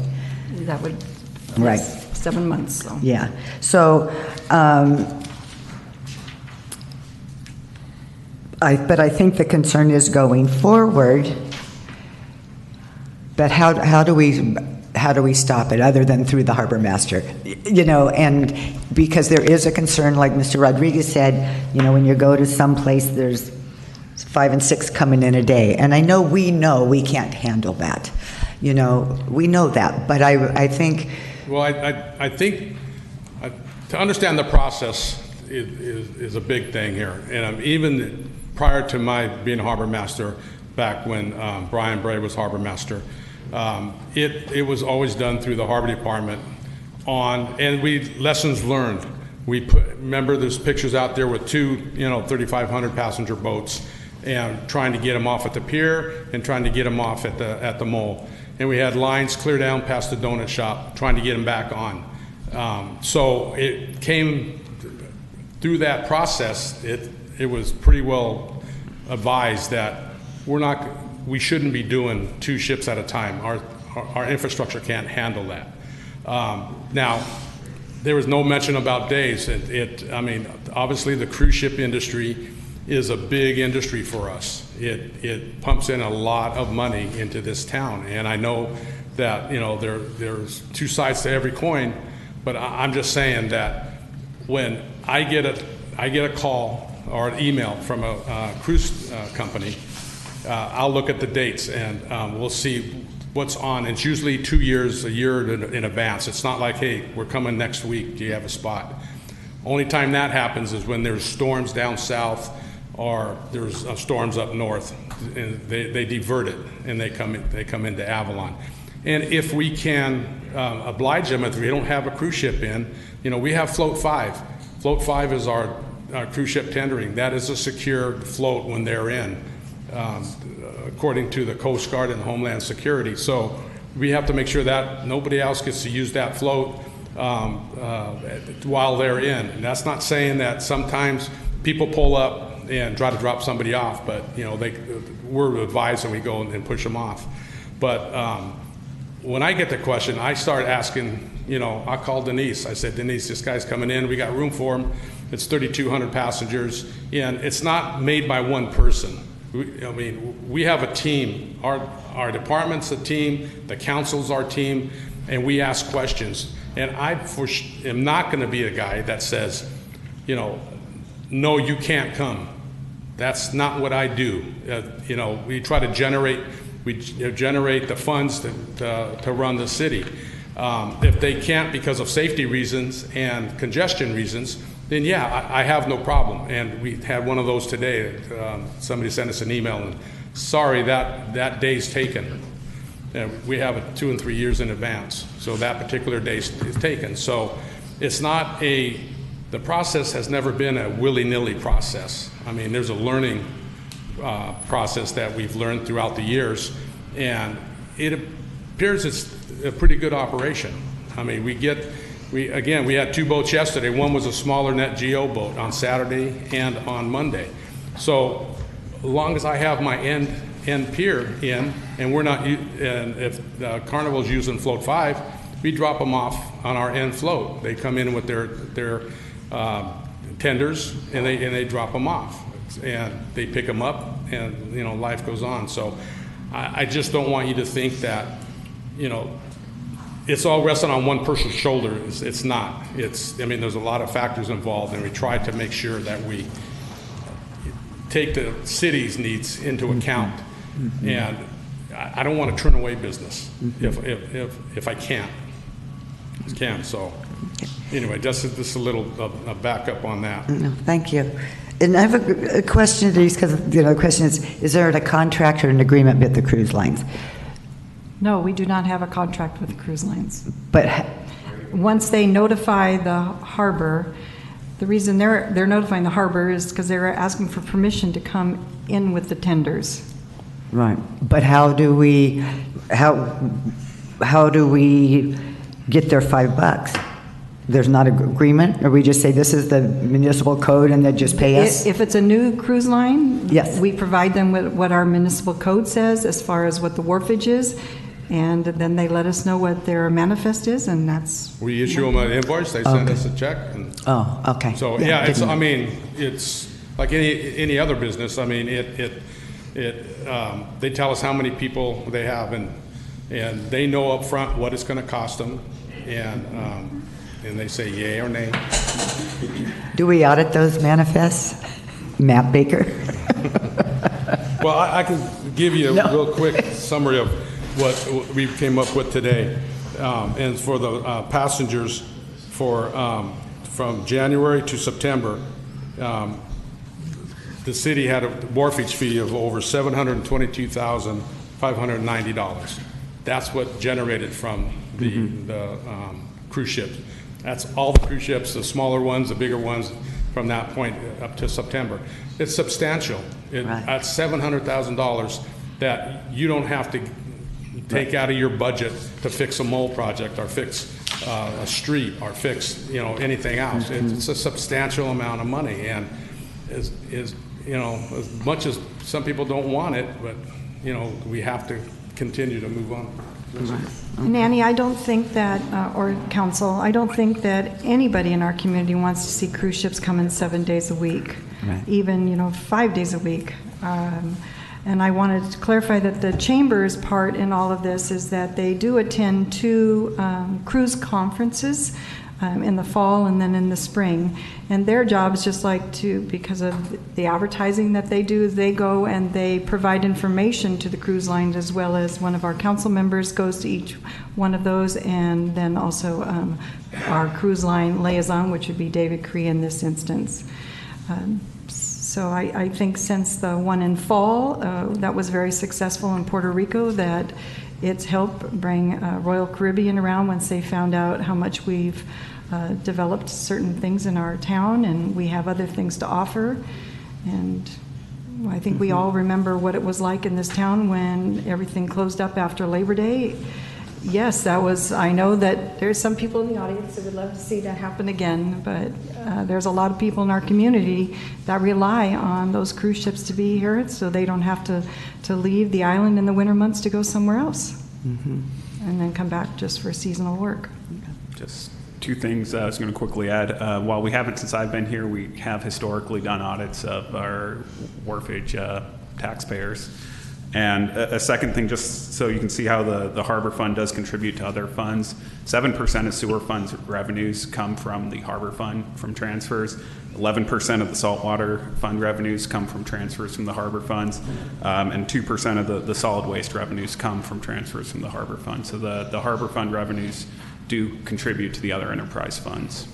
And so if we didn't get that money, we would have to find another way to get that part of that 7% or 11% or 2%, correct? Yes. Okay. And that finding that other money was going to fall on the shoulders of the property owners. And you pay a lot now, it'll go sky high. So it's good and bad on everything, and I get it, but. Anyway, it just wanted to give you a kind of a idea of how the process is done. Okay. So basically, this agreement is a done deal. The one for Royal Caribbean, that is a done deal. correct, as well as Disney.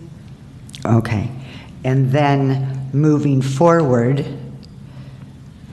to help meet the concerns of the residents. Because at some point there's an environmental impact.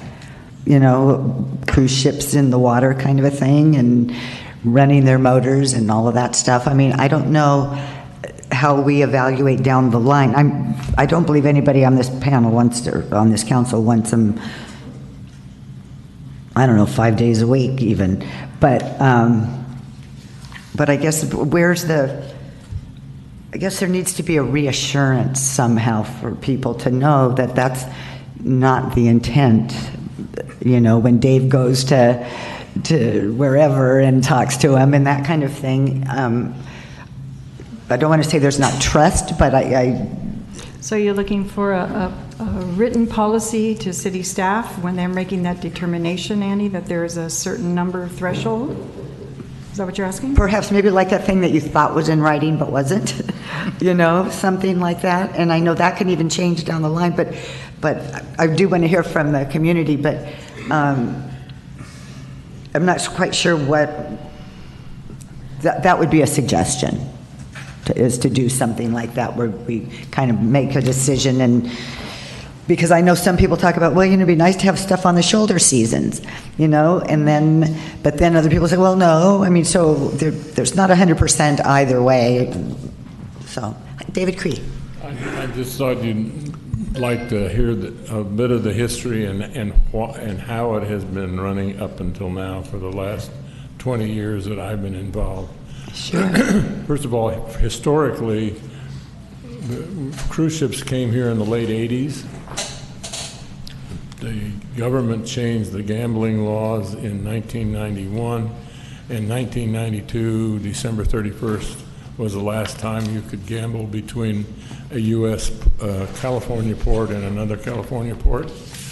At that time, we had two ships on Wednesdays, and 2 ships on Tuesdays, and 2 ships on Saturday.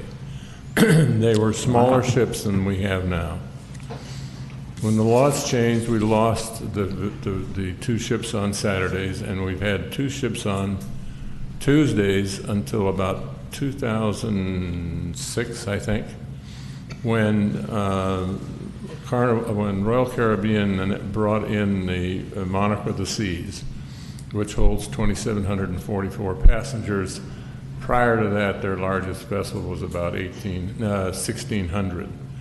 So the chamber, the business community, the city manager at that time, who I confess I can't remember who, and the city council became concerned about taking 2 ships, one of which is about 1,400 and the other one about 2,700 on one day.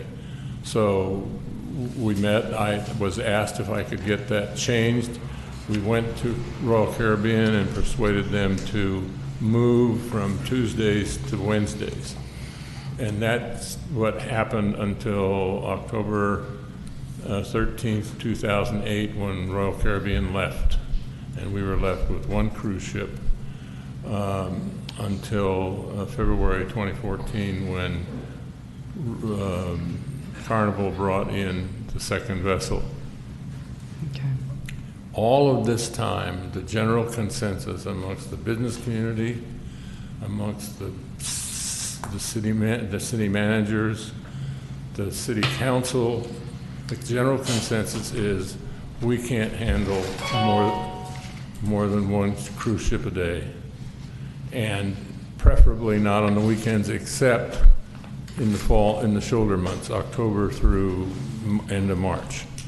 And so we've operated that way and solicited cruise lines to come here with that kind of general outline. We are not, I have been told by itinerary planners that we are not the most desirable location, not because of the nature of the is that for me to shut up? Yeah, kind of is. Can you sum it up? It's not shut up, it's wrap it up. Wrap it up. Okay, wrap it up is, my understanding, my belief is the business community would be happy to be willing to agree to a city council resolution to limit, and I think Jim Lutjan has a proposal on that issue. So. Okay, great. Okay. Thank you, David. Yeah. General public?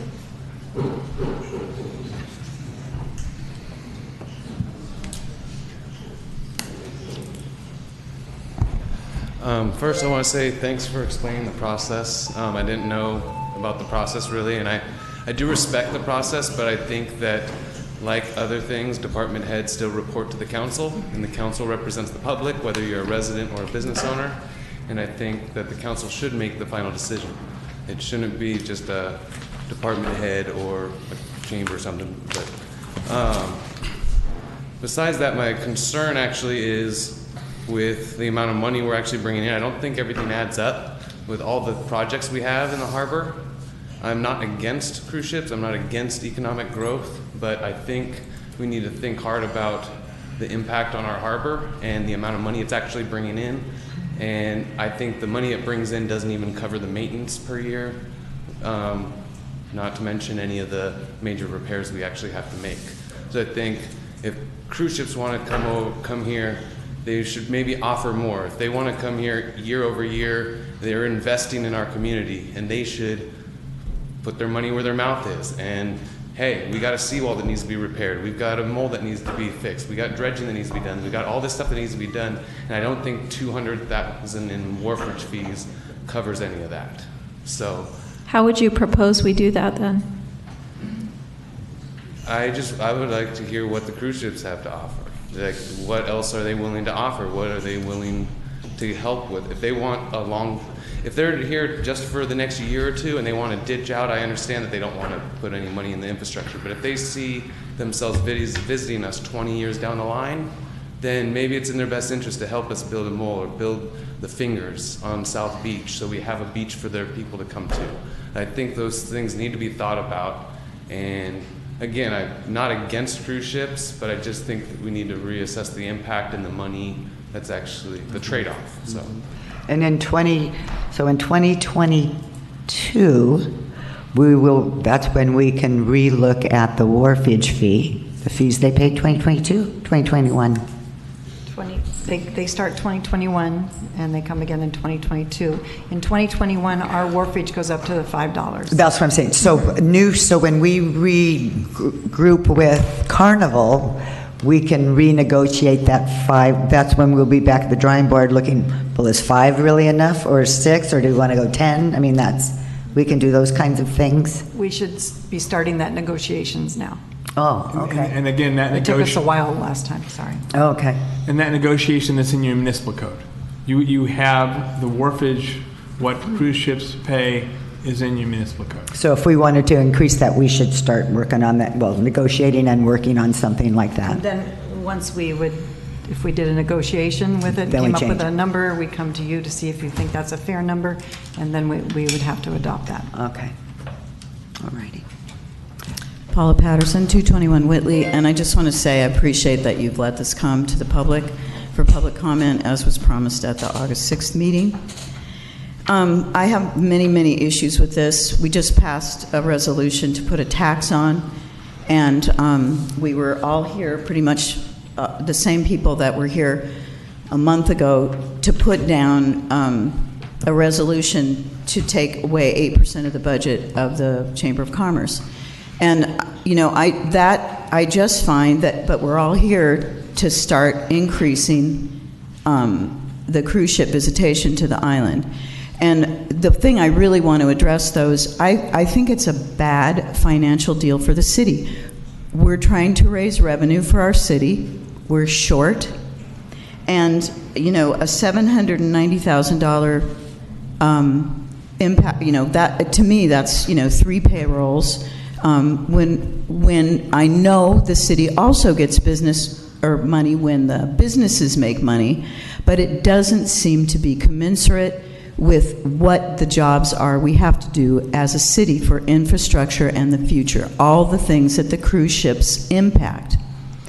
I look at one of the big things that always comes up is the golf carts. So we have 130 golf carts in town. There are many more that are for commercial use, and I understand maybe we need 30 to 60 for ones that are broken. But I look at that. So the cruise ships are here 4.58 hours a day, so that means they can do 2 turns on the golf carts, and that's $200 per day.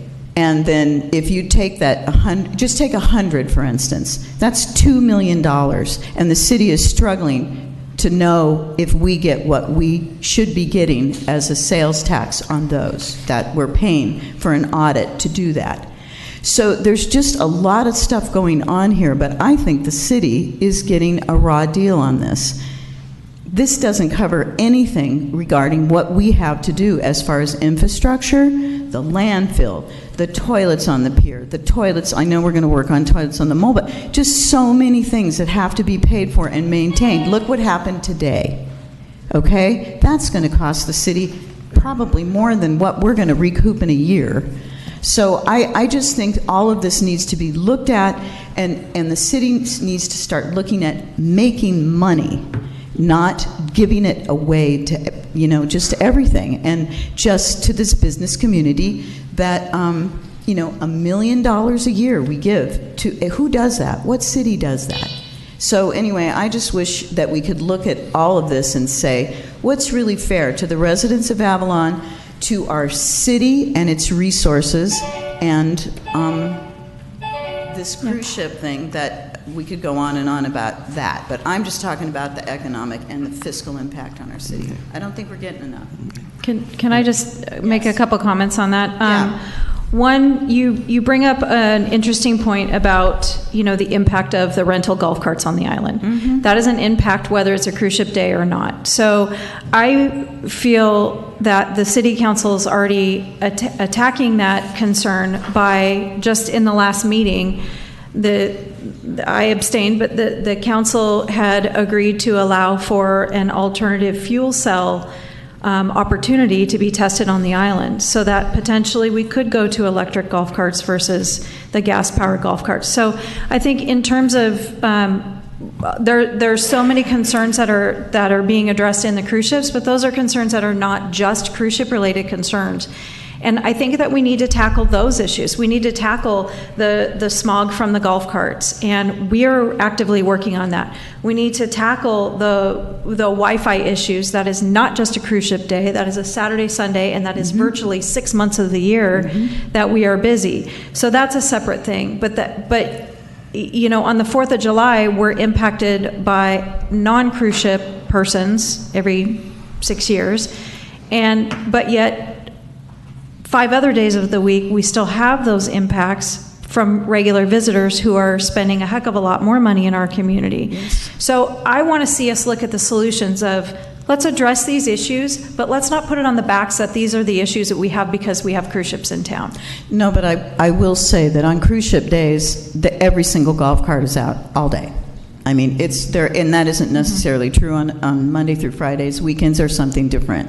But I think there's, I think you're correct in looking at the per person expenditure. Is it really worth it? I mean, is this trickle down economics or is it trickle up economics? It worries me that the city is always grasping for money, but when we go at $100,000, it becomes a huge issue, and the council 3-1 voted it down, not to put it to the voters.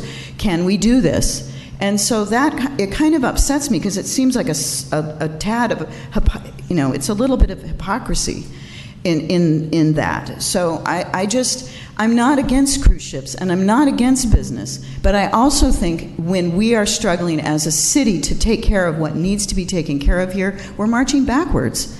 And especially fiscally, we aren't, I think we give it away all the time. But I guess I'm looking for solutions. So what are you proposing? And I want to hear from the rest of the audience. Propose some solutions. Well, tell us, how would you, because you're talking about this isn't enough bang for our buck. What is? And so, when we talk about the impact of the 16 visits from the cruise ship, we see the financial impact of that. We see the numbers that they're in town for 4 to 5 hours. How many times has somebody used the restroom in 4 to 5 hours versus somebody who's staying overnight? I mean, is it 1 time versus 2 times versus an overnight visitor that's maybe 6 to 8 times? The overnight visitor is a far greater impact on our infrastructure. So however they spend more money. However they spend more money, absolutely. But I guess that's what I'm saying is we have all of these, yes, we have all of these projects that we need to do. Yes, how are we going to pay for those? Not having additional influx of income is not really the solution. Well, I would say that it would have been a good idea to bring this back to the voters regarding that $100,000. You voted against it, 3-1. And to me, that's the way you become fiscally responsible. It's a little bit here, a little bit there, and then pretty soon you've got another $1 million in the budget if you're watching what you're doing. But so I would say yes. I don't think we get enough money from the cruise ships. I think too few people make too much, and the residents of Avalon and the people that have to rent and pay the rents, the rising rents, it doesn't trickle down like we presume, and it's not getting enough spread across the board, particularly to the city. When you say it doesn't trickle down, can you elaborate? I'm What just does that saying, mean? I think when you consider, like if it's, you make money on business, then everybody makes money. Like there's that kind of argument that says we can employ people, we have people, working, we put people to work, and that's all fine and good. At the same time, rents are rising astronomically here. We don't have an adequate labor force. All those other kinds of issues that come up with expanded business. So I just think there's some problems that we need to address before we start piling on more issues. And one just has to make one visit to the restrooms on the pier, and you have to say, oh my God, what, really, this is all year long? We managed to get the 2 restrooms on Casino Way taken care of, thank heavens, but that does not serve the numbers of people that come in here. So I would just say it's considering how much and its fiscal impact that the city doesn't get enough money. $790,000 is 3 payrolls. I mean, I don't know if that's where the money comes from, but it's all money.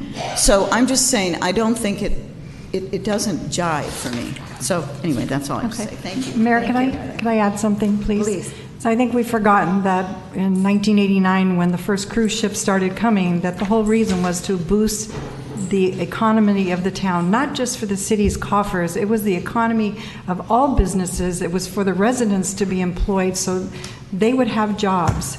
And yes, my staff report only attacks it, Paula, as the city end of money into our coffers, but I feel that personally, I don't know if I can do this, but personally I feel that having the cruise ships and just visitors in general coming to the island, yes, it's money into the businesses, but also Mr. Tusi employs a lot of employees, the island company employs, Jerry Dunn employs, Metropole. I mean, all these businesses employ employees that helps them stay here and sustain themselves. So I do feel it trickles down. That's just me personally. And I've worked in the tourism business for years. And I worked hard those 3 months, and then we had to leave too, so, yeah. Okay. Jack Tucci again. Yes, having more cruise ships is a plus. I guess I go to about 1/3 the employees just before Memorial Day and right after Labor Day. And my people cry, they can't pay rent, they need hours, they milk in the corner trying to get in just hours because there's no tips, no people there. You talked about cruise ships that want to come in the shoulder seasons, but they're repositioning ships that come from the Caribbean to Alaska. Okay, there's a set of people that might want to come in here 20 or 30 times. Let's give them $1 off instead of $2 like you do the guy for 50. So we get those people coming in here in those shoulder months. Make things more consistent. When you're in the business and you have to put 2 waiters on one day and 7 on the weekend, where are you going to get those people? They need to have a job 4 or 5 days, 6 days a week. And so, we always sweat November, December, January, February. But let's deal with those shoulder months, make them work. There's another avenue. When you go to some other islands, they stay overnight. Go to Hawaii, they'll stay overnight in Kauai. Why not have a cruise ship during the day, and then on the night, maybe on the weekends, they come in at 4 o'clock and stay overnight till the next day. So those people go out in the town, when the other ship is already gone, and spend some money. They'll eat, they'll do that, they'll maybe stay on the boat the next morning, or they'll come off in the morning, have breakfast, and go off again. So there's avenues with scheduling people overnight, the schedule for giving additional incentives to come on the shoulder months. But without growth, without people, we're just going to go backwards. And this year is a really good example what we've gone through without having people here. Everybody in this room that has a business knows. And I already mentioned the thing, we lost our birthday island, We got one guy doing freight. We got one guy doing boats. And these are the things that cost us money, as well as the tourism, to get more people here. We need some competition. Focus on that, getting more people here. It's enough. Thank you. Thank you, Jack. Hey everyone, Jump Party again. I was just sitting here listening to some of the comments and some other things, and I was wondering, where's the person from a cruise ship that could be here maybe tonight, or maybe if we address this again, to give some of their concerns. You know, you look at it from our point of view, but you can also look at it from their point of view. They want to bring their clients to a nice place, and when they do get here, what they see now is a lot of faltering infrastructure, a lot of things that are not what they think they are, with all the beautiful brochures they get. You know, that when they get it, it's photoshopped. They get here and they're commenting on it. And I spend a lot of time downtown for many reasons. One is to hear and to see and to talk to people and to listen. And a lot of the things that I hear is, I'm saving my money for Ensenada. And I may hear that a lot. Or it's too high priced, or this, or that, or the other thing. And so I think that the cruise ships could rebuttal by saying, well, if you're not up to standards, then why should we bring our people here, or why should we bring a better class of people here, or why should we bring a better cruise ship here? And I fully understand that. You know, we are what we are. We're the first stop on their leg. Of course, we don't have all the fun things like they do in Ensenada and all the things that you can get away with and you could do down there. But on another token, you know, we don't look as good as we should. We definitely don't look as good as we do on the brochures. And I don't think that charging or asking them for more money to fix our problems that really don't have to do too much with cruise ship doesn't land on shore. It has nothing to do with the mall. It has nothing to do with a lot of things that are struggling here. And so we're sitting here today where we're saying that, hey, you know, they should do more, or they bring too many people, or this or that and the other thing. But, you know, it's really our responsibility to make Avalon the shining jewel that we all want it to be. And so I think we could probably ask cruise ships what do they think, and bring somebody over here as a liaison to talk with the sound people and to see what they're willing to do to make it a better place. And if they're willing to put some of that money into it, if they're willing to make a longer contract with us. But if Disney's going to be coming, we have an opportunity right there with a fresh start. But I tell you this, Disney's going to come over and they're going to see and they're going to say, whoa, is this where we want to bring our Disney name? We're bringing people to Catalina on the pretense that it's approved by Disney. And so unless Disney comes in here and spends a whole bunch of money to make it a Disney town, I think that they will come and it'll be like two ships passing and then we won't see them again. And so we need to also step up to the plate with whatever reasons we can to make it a little bit more of a pleasurable experience. Lower the rates on the hotel rooms, do some of these things, make it more economical for the people to come. And even though you're lowering your rates, you're going to make more money in the long run. You're going to get a better class of people who are going to actually spend more money at the time that they're here.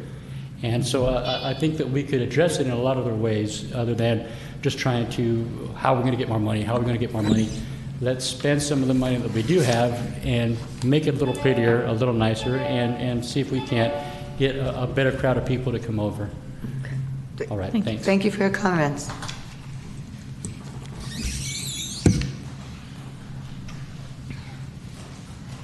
Hi, Debbie 210 Descanso. First of all, I'd like to say I'm not opposed to cruise ships, and I'm certainly not opposed to the revenue that it would bring to the city and the people in town that own businesses.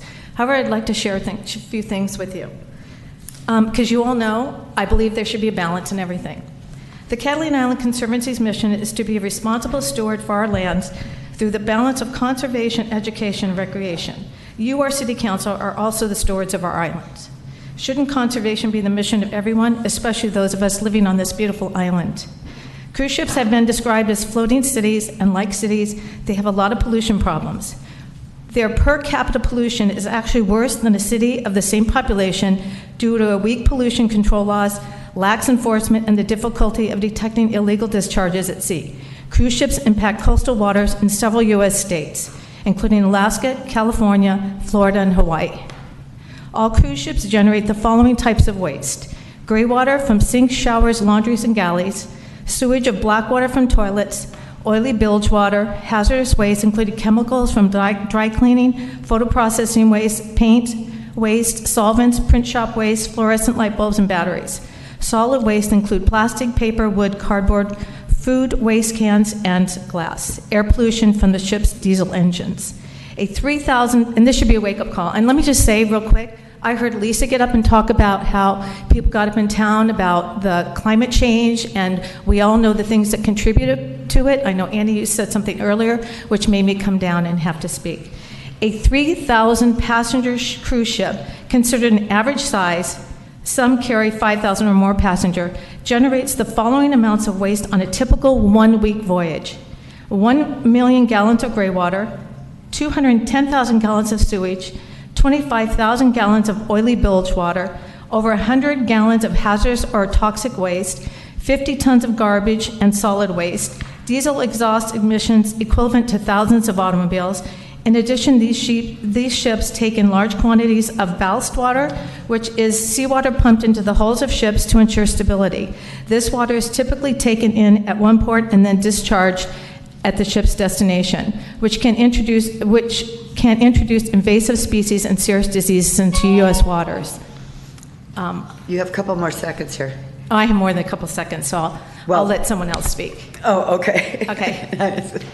Interesting statistics.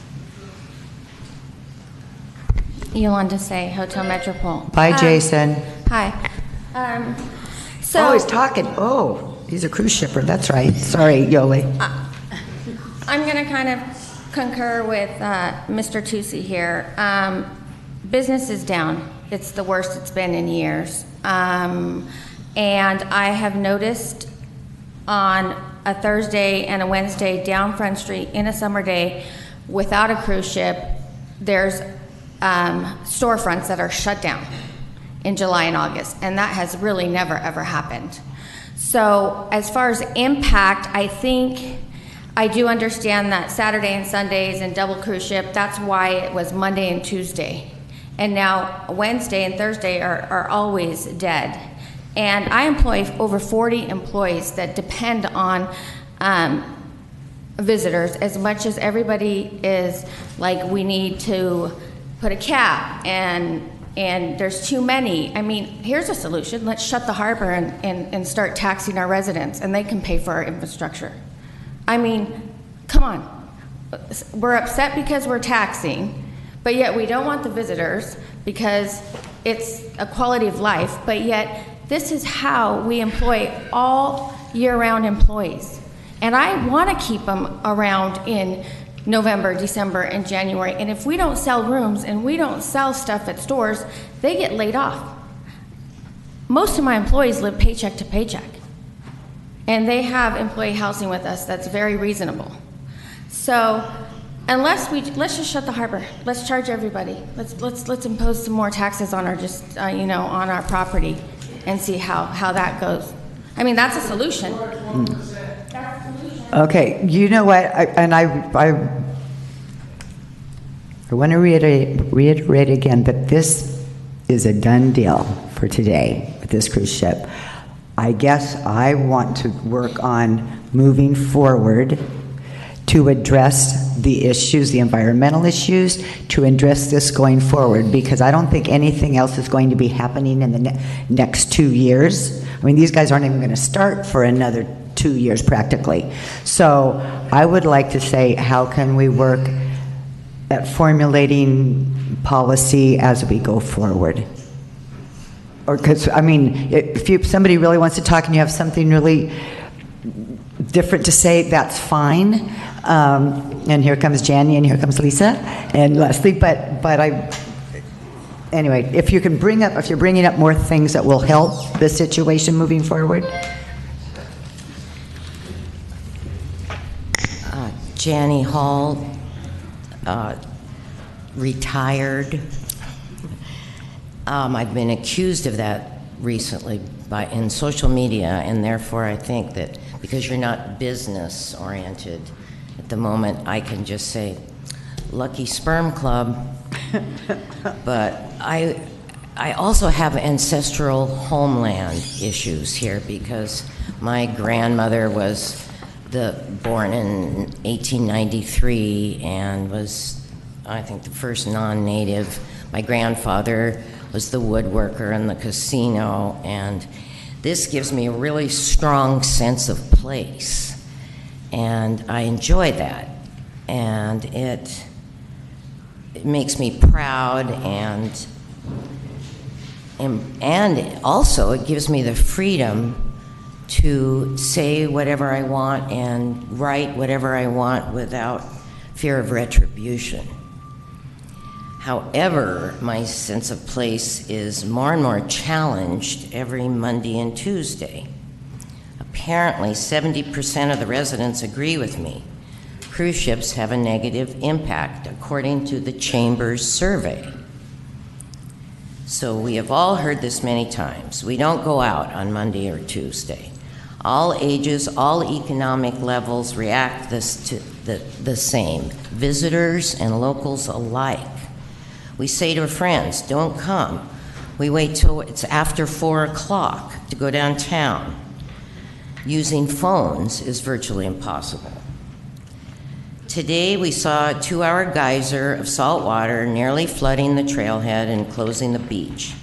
It was reminiscent of Memorial Day of last year, when broken sewer lines evacuated the town and hotel refunds made breaking news.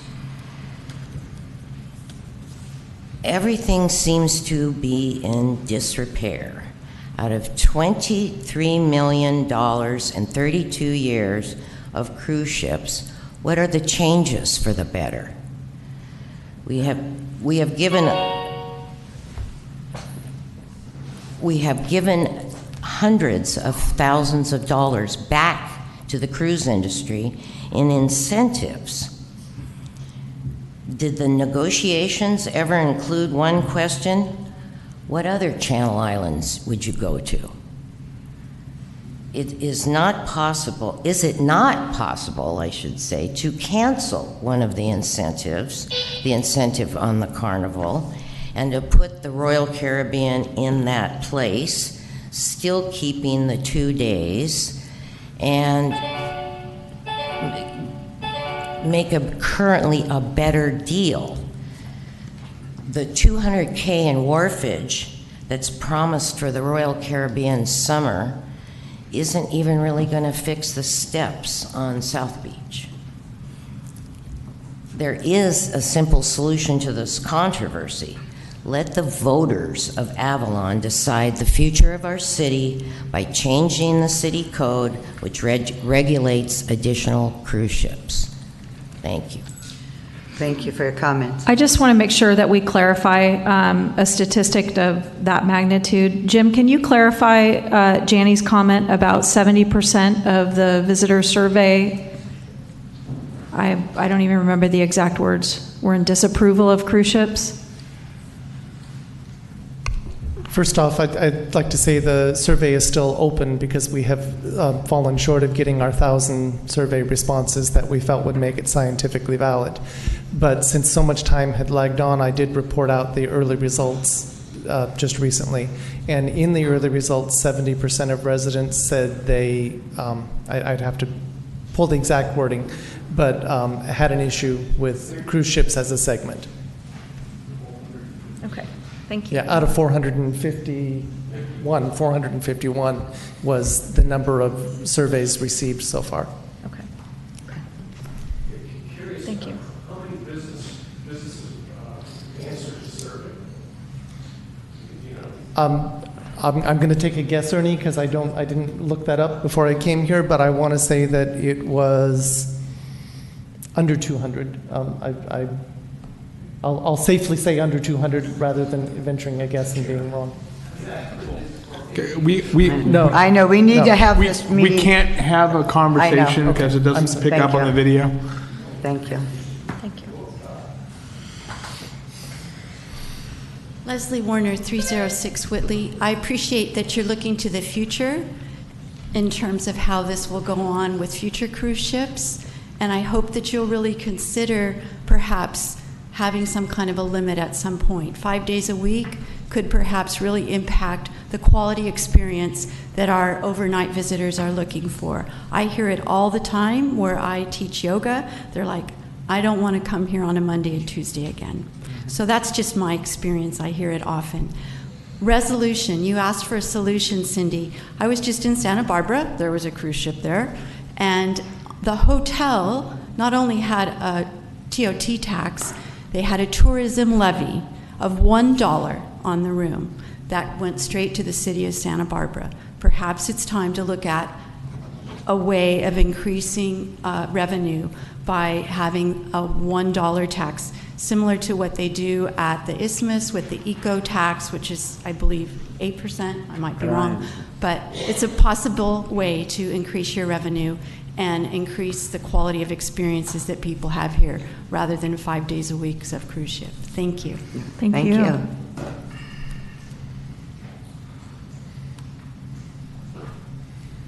Jason Buchema with Wet Travel. I thought it was kind of interesting that I was here today because I've been in the cruise industry for 15 years and have chartered 26 cruise ships, and what that means is basically renting the entire ship, and have won Carnival Norwegian's Charter Partner of the Year.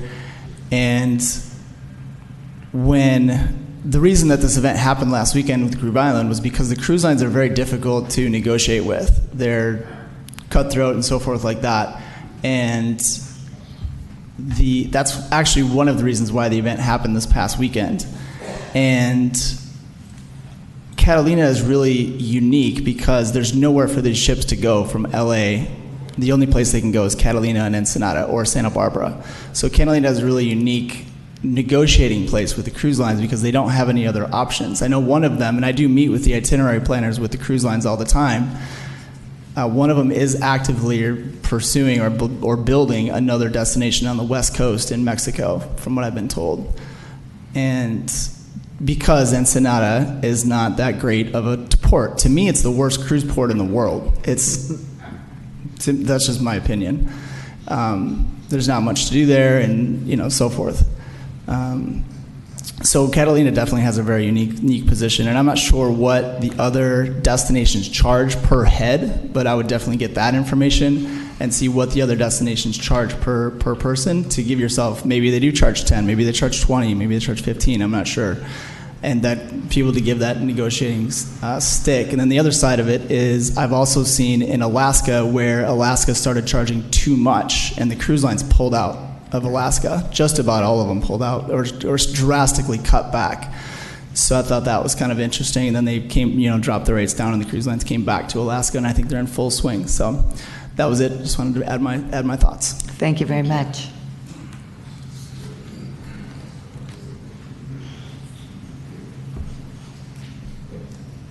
Lisa Lavelle. I actually think there are three sides to this coin.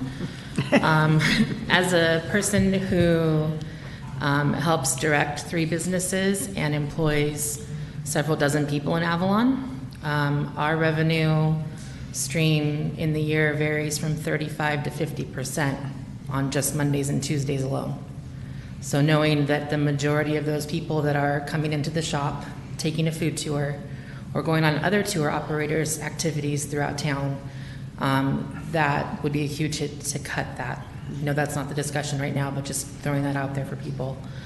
The other part of that coin is looking at, yes, it would be wonderful to be able to have more guides on staff for the food tour company by having a Wednesday ship or having Disney come in and do tours with us.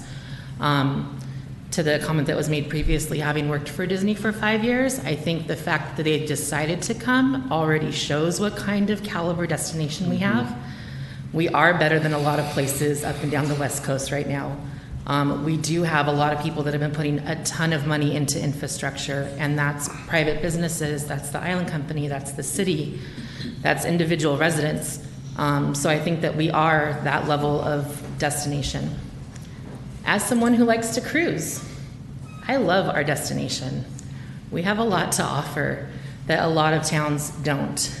The experience of tendering is a challenge in a lot of places. There's a number of ports that we've been to in the Mediterranean and throughout Europe where that challenge of tendering is not as easy as it is here. It's not as easy to get off the ship from the ship onto the boat, and it's not as easy to get off that ship onto land and then be able to literally access within minutes dozens and dozens of activities or restaurants and shops.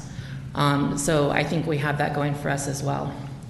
I think that the incentives that are given for 50 or more ships won't apply to RCL or to Disney. So there's no cut that they're getting from this trial period of having these 14 trips one year and same a little bit more the next year. And there's no cuts that Disney's receiving from that. So I think that that is getting the full benefit of what our wharfage is. And then finally, as someone who did come up and talk about environmentality, I think that there is a move in the cruise ship industry, whether it's receiving an eco certification from Lloyd's Register, whether it's having to add things into your ship because you operate in the state of California or within certain port areas that have certain requirements, those environmental impacts are improving. Are they fantastic? Not yet. Is there room for us as a city to say that that's one of our goals, is that by a certain date we would require certain things? Does it make sense to talk about running power lines from the mole to be able to have that ship moored and not have to remain on all the time? No, not yet. Are there options that were discussed that people have turned down for certain reasons? Again, impacting environmentality, yes. Does that mean there's not going to be a solution in the future? Absolutely not. Right. I don't believe that that's the end of it. Yeah. So I think that that's where our charge is to try to develop that. So thank you. Thank you very much.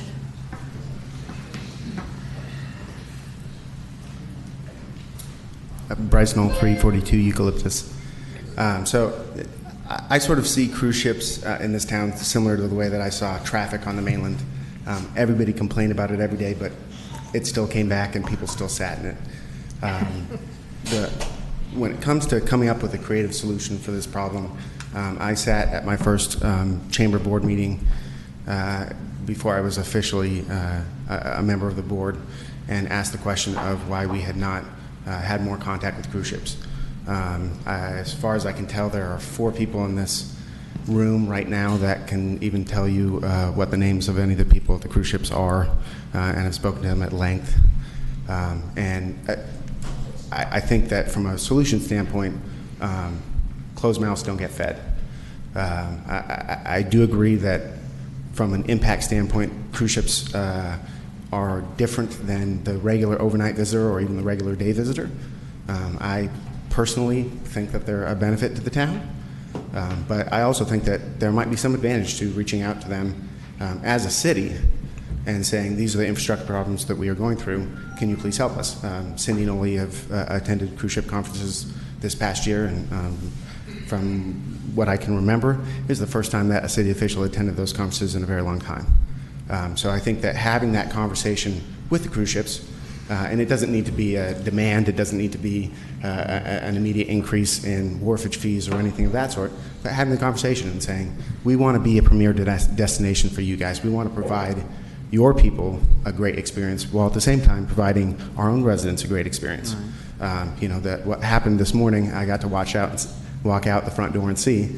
That is not because of cruise ship customers. That is because of infrastructure that is forever old, that has not been dealt with lo these many years. And to the credit of some of the people in this audience, that is because a lot of the money in this town that has come in has gone into a smaller number of hands and has not gone back into the city.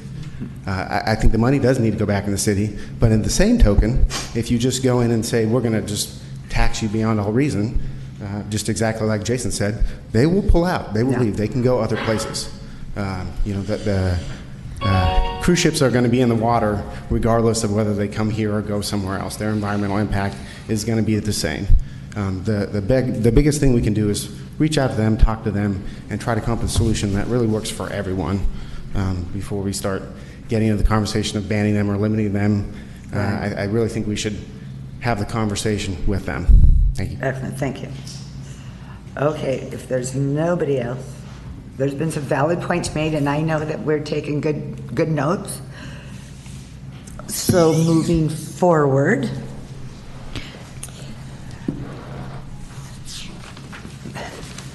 and we have some time, But moving forward, do we want to discuss the possibility of either start it off with just a plan of trying to get things down, or kind of at least a consensus kind of on what we think might happen? And I think throwing in like what Lisa says and the environmental things and what Jason said and John Pardee said, and talking to the cruise lines makes a lot of sense moving forward on how and what are they doing in future to address the environmental issues. I think that's something that would be interesting to know. But I don't know if we want to have another advisory committee, or we just no. And I just was pulling up my notes from the November 19th, 2018 council meeting, where I type out everything I'm going to say ahead of time and read from it, so it's easy for me to go back to. Thank goodness. Where I reported out that myself and Jim Lujan and Buddy Wilson had attended the FCCA cruise conference, listed out all the cruise companies that we met with: Carnival, Princess, Royal Caribbean, Holland America, Seabourn, Regent, Azamara, MSC, and the response to all things Catalina was extremely positive. Our main goals, as reported before, which continue to this day, is to keep Catalina on the forefront of everybody's mind. That we need to maintain current relationships with all cruise lines and build communications towards how we work together. There was a real dip in communication with the city, harbor, cruise ships, and our goal was to help strengthen and build those relationships, which we began to do specifically last year. We wanted to introduce Catalina to new market opportunities. These weren't necessarily bringing more cruise ships like the smaller cruise ships to the island. It was, we spent a significant amount of time in our individual meetings talking about Catalina as a day destination. So hypothetically having, some of these smaller, I don't want to say higher end, just a different cruise ship that has a smaller number of persons, providing day trips to the island, partnering with a helicopter, partnering, with a cross-channel carrier to bring people over for day trips.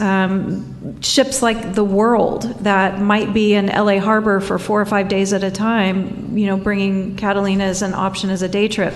That's not, our goal isn't necessarily to get the World to come here and, drop 2,000 people, but to look at us also as a day destination.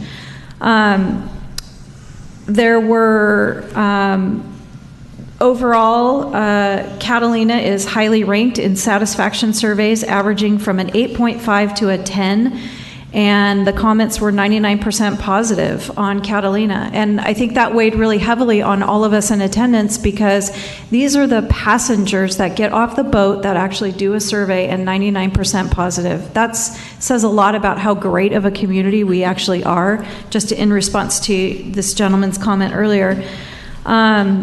And, one of the notable mentions from that last conference was to have stronger relationships directly with our harbor and our city manager. And we've made great strides over the last year to make that happen. So I would agree, attending these conferences is that communication piece. It is, one-on-one meetings with the cruise directors, and it is keeping Catalina on the forefront. We never know, 2 years from now, Carnival could make the decision that they don't want to come to Catalina anymore. But if we have zero relationship with Royal Caribbean, Disney, or any other cruise ship, we don't stand a chance. So that's part of the ongoing communications that we do when we do go to these conferences. And, we have, myself and Councilmember Olson have attended those in the past year, based on the request, at least for the last 10 years or so that I've been involved, that they want policymakers at the table. We're the ones that make the decisions, not necessarily, not necessarily just the city. It's the policy from us. So if we want to talk about finding ways to say, if we want to talk about finding ways to say, okay, we as a community don't want to have a cruise ship 5 days a week, 300 or 52 weeks a year, then I think that's a valuable conversation to have. And so I would say, let's ask the community to send in their solution-based comments of what what items would we want to see in a resolution? I don't think that we could limit ourselves to say we're only going to go with this cruise ship or that cruise ship. But I think if we said number of days, maximum number of passengers per ship, I think those are valuable contributions to help the city make decisions. But I just don't see how it's possible every time we get a request from a cruise ship to take that to the community. I think let's send your solutions in, send your ideas in. I mean, there's a lot of talk on, all of you guys, there's a lot of talk on the street. Send your solutions to us. Jim standing. Is it? Oh, Jim, I'm sorry, I was busy looking at Cindy. If I could add to comments that are partially reflected tonight, the entire cruise industry is greening its operations. Lisa touched on a couple of the ways that some of them are going about that. At the conference that Councilmember Olson and Dave Cree and I attended last spring in Miami, I attended 2 of the general sessions that were devoted entirely to the cruise industry sort of admitting we're late to the table, and now we're on board. And our new ships that are coming out are going to be all LNG fired. They're even looking at hybrid technology similar to, building, using I'm a maritime person, so I won't use the right term. But as you head through water, there's resistance, and that can actually charge batteries that can then be used to offset some of your power needs, especially when you're in port.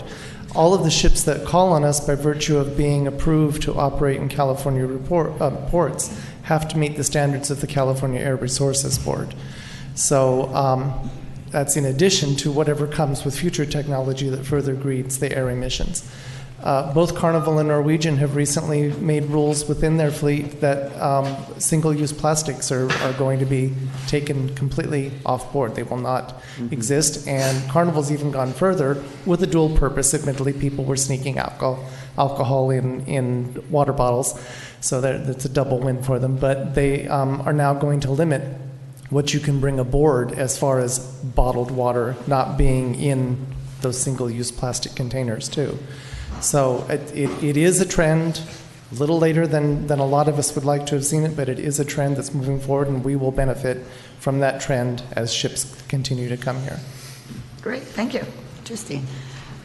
We should look at banning single-use plastic in our community as a whole in general. Whoops. Not just Quick because note. of cruise ships. The Carnival people that come here 50, this is a starter cruise.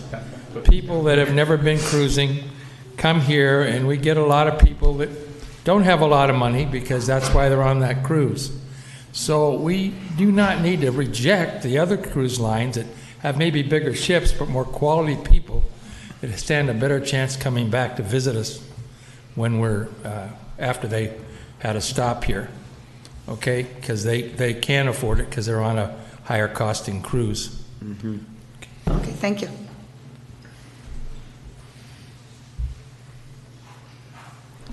Council, Ernie Rodriguez, 128 Vitalo, and I am encouraged by the discussion this evening because, as I mentioned before, we had a home in Key West that we bought in 1985 that we just sold because Key West went from a handful of cruise ships back in 1985 to 3 cruise ships a day. It is an amusement park that is not pleasant to be at. So I'm hearing consideration for a limit and limit number of passengers, and I think that should be extended one step further and let the citizens vote on this. Let it be a ballot measure. And to the credit of the chamber, their survey shows 50% of businesses like it, 50% of the population sees it as a negative impact.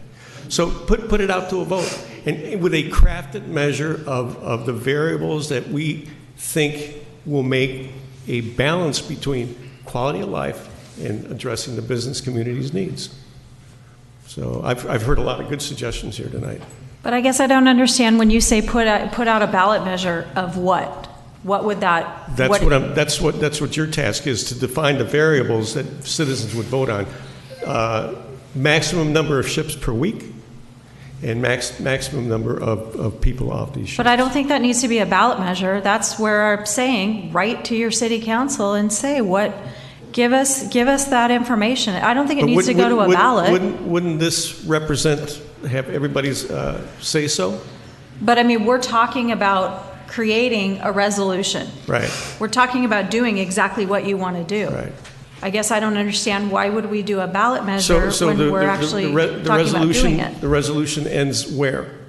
What does the resolution give you? Well, the resolution then says to city staff that you have hypothetically a maximum of so many cruise ships per year, or obviously days per week, that we wouldn't accept a cruise ship that had 5,000 participants, that we couldn't do 2 a day over so many passengers. I mean, those types of things that we're already saying we would be interested in looking at what that would be like. So how does that decision get made then? If the harbor master would he have that info in order for him to guide him to make that decision? If we said Yes. we do not want to have, if the resolution is voted on and it goes in, and we say not more than 2 cruise ships per week, anybody who requested to come as of today would be turned away. So if we listed out saying that no more than 4 cruise ships per week, 40 weeks of the year, he could look and plot and say, okay, we can do this transitioning here, we can do this transitioning here, we can take the only 4 transitions, or we can only take 2 because we have this going on. So the public would have input on what that resolution is? Like every Yes. other decision Yes. that we make, the public would have the input. All right. For Thank you. example, Absolutely. So Ernie, for example, maybe 1 cruise ship per day, no cruise ships on weekends, 3 days per week with ships no larger than 3,500 Right, people. Gotcha. You know, All right. that would still That leave the works. opportunity for not the Nat Geo to come in and those kinds of things, But I mean, something almost as simple as that. It sounds like that's what's missing, and it sounds like this would prevent us going down that path that Key West has gone down. Exactly. Thank you. Yeah. Mayor? Yes. Municipal Code, Section 10-2.104, Harbor Master Duties. It shall be the duty of the Harbor Master to carry out the orders of the council. So, So we the can do council that passes the resolution, that's deemed an order of the council, Okay. and that's how they can do that. Okay, so maybe we just start with these 3 or 4 little things I said here. I would like for people to take the time, Well, we as can do so that many too. already have, to give us their input via writing. I mean, we have a whole bunch of letters here. A lot of persons really concerned about, the need for cruise ships. And I guess I would like to, if there's other comments aside from those numbers, I don't know what the numbers would be. I think we would need to look at what all the different ships are, and I mean, there's a lot more education I think we need to have before we just bring something forward, but it's a good start. Okay. Okay, and people are going to send their comments to whom? City manager. Or the council and the city manager, but if you're going to send a letter to the council, please also CC the city manager and save us the extra step of forwarding it. But she's going on vacation. It doesn't matter, she'll get it when she But gets I think back. there are kind of, well, we're going to be comparing apples and oranges if we don't have some parameter kind of what we're looking for. Maybe we are asking the question, how many days a week? What days of the week? We need to ask the question so they can respond, so we're not just all over everywhere. Shoulder seasons, that kind of thing, Hello. Hi, Katrina Awalt. I live at 85 Canyon Terrace. I'm a 38-year resident of Avalon and a business owner for 35 years. I remember when the cruise ships began. My husband's company that he runs, they brought the cruise ships here. They had 4 days a week of cruise ships on the weekends. At first, when they came in the wintertime, many of the residents refused to acknowledge it, and we went going around banging on doors and asking people to please open your doors and be open for the visitors. It caught on. It completely changed the tone of Avalon. Our city benefited so much from these ships coming. Think about today. We had a cruise ship today. We've had a really bad year. Visitors are not, for whatever reason, aren't coming here. I don't know. We have to talk about that. That's another conversation. But if that ship wasn't here today, a lot of businesses would not have had any business at all. We have to think about this. We need to welcome any of these ships anytime they want to come. Our city, these ships, Carnival can say tomorrow, we're not going there anymore. We're done. They did that. They changed their mind. They want to go somewhere else.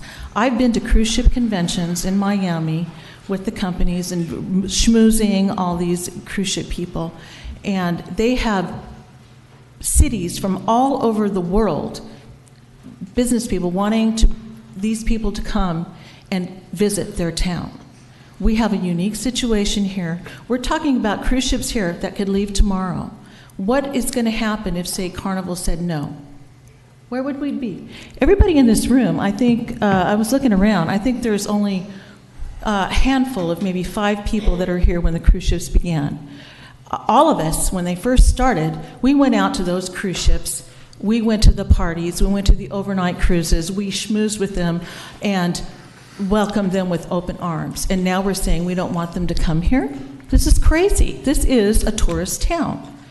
Why do we live here? We have a population that's a third larger than it used to be because of the cruise ships. Our livelihood has increased. We just need to really think about are we cutting off our hand to just say goodbye? We don't want you guys here. It's crazy.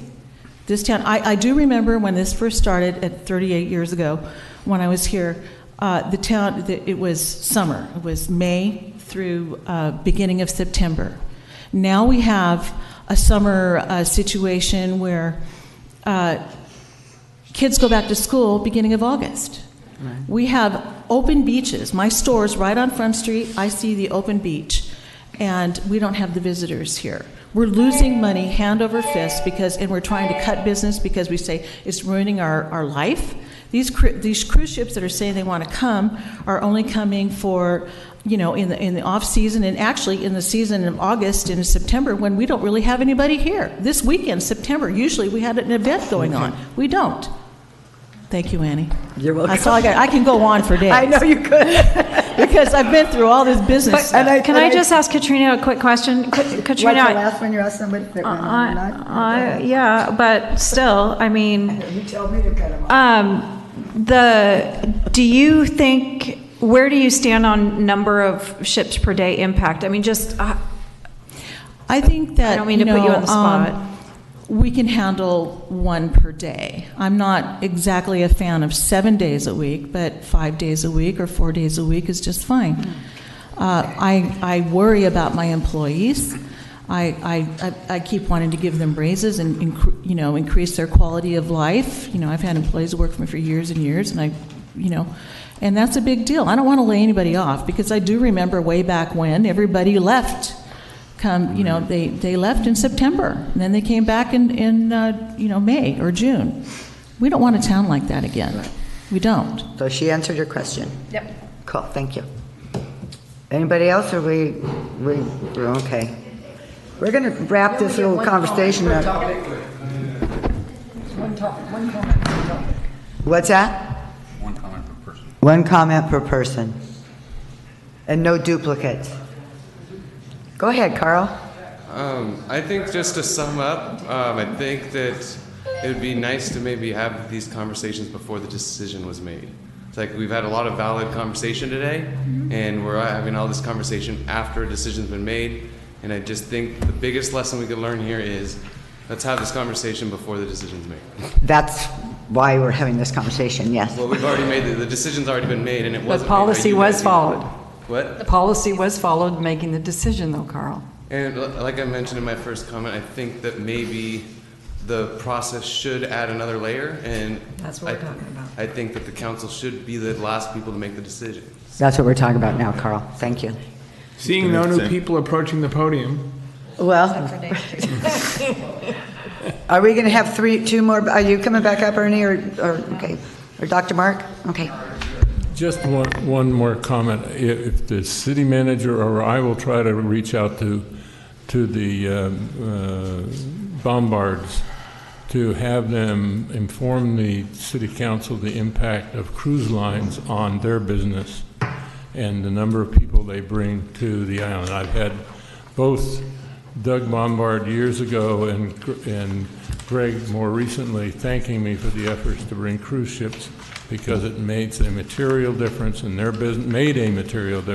Business. Yes. At one time, they used to get requests for refunds because everything was closed when they brought the people to the island. So I think there's a synergistic effect of these cruise ships coming, which makes it possible for the merchants to keep their doors open, which makes it so. You might get some input from Doug. And he did write a letter. Oh. Yeah. Yes. Good. Thank you. Okay. All right. Okay. So. Can I say one thing? Oh, Steve, yes, I'm sorry. So it's interesting tonight. I've heard a lot of pro cruise ship and some not so pro cruise ship or limited cruise ships, and on both sides. And I think everybody's answered their own question, and there's consensus among all of you. Ernie came up and said in the 80s there was a handful of boats in Florida, and now there's 3 a day. We started in the 80s with 2 ships, and we still only have 2 a week. So we have self-policed ourselves and have made sure that we don't have an overwhelming amount of cruise ships. I don't think anybody that's pro-cruise ship is saying we should have them 7 days a week or 2 on a day. And I don't think you guys are saying that we shouldn't have any cruise ships at all. It should just be a reasonable, managed number. And I'm hearing loud and clear from both sides that that's totally acceptable. So Exactly. I feel like the conversation is well. And So if you want to give a couple weeks for people to throw comments out, then you all council members can say kind of what your thing is. But I think we've really narrowed a lot just down today.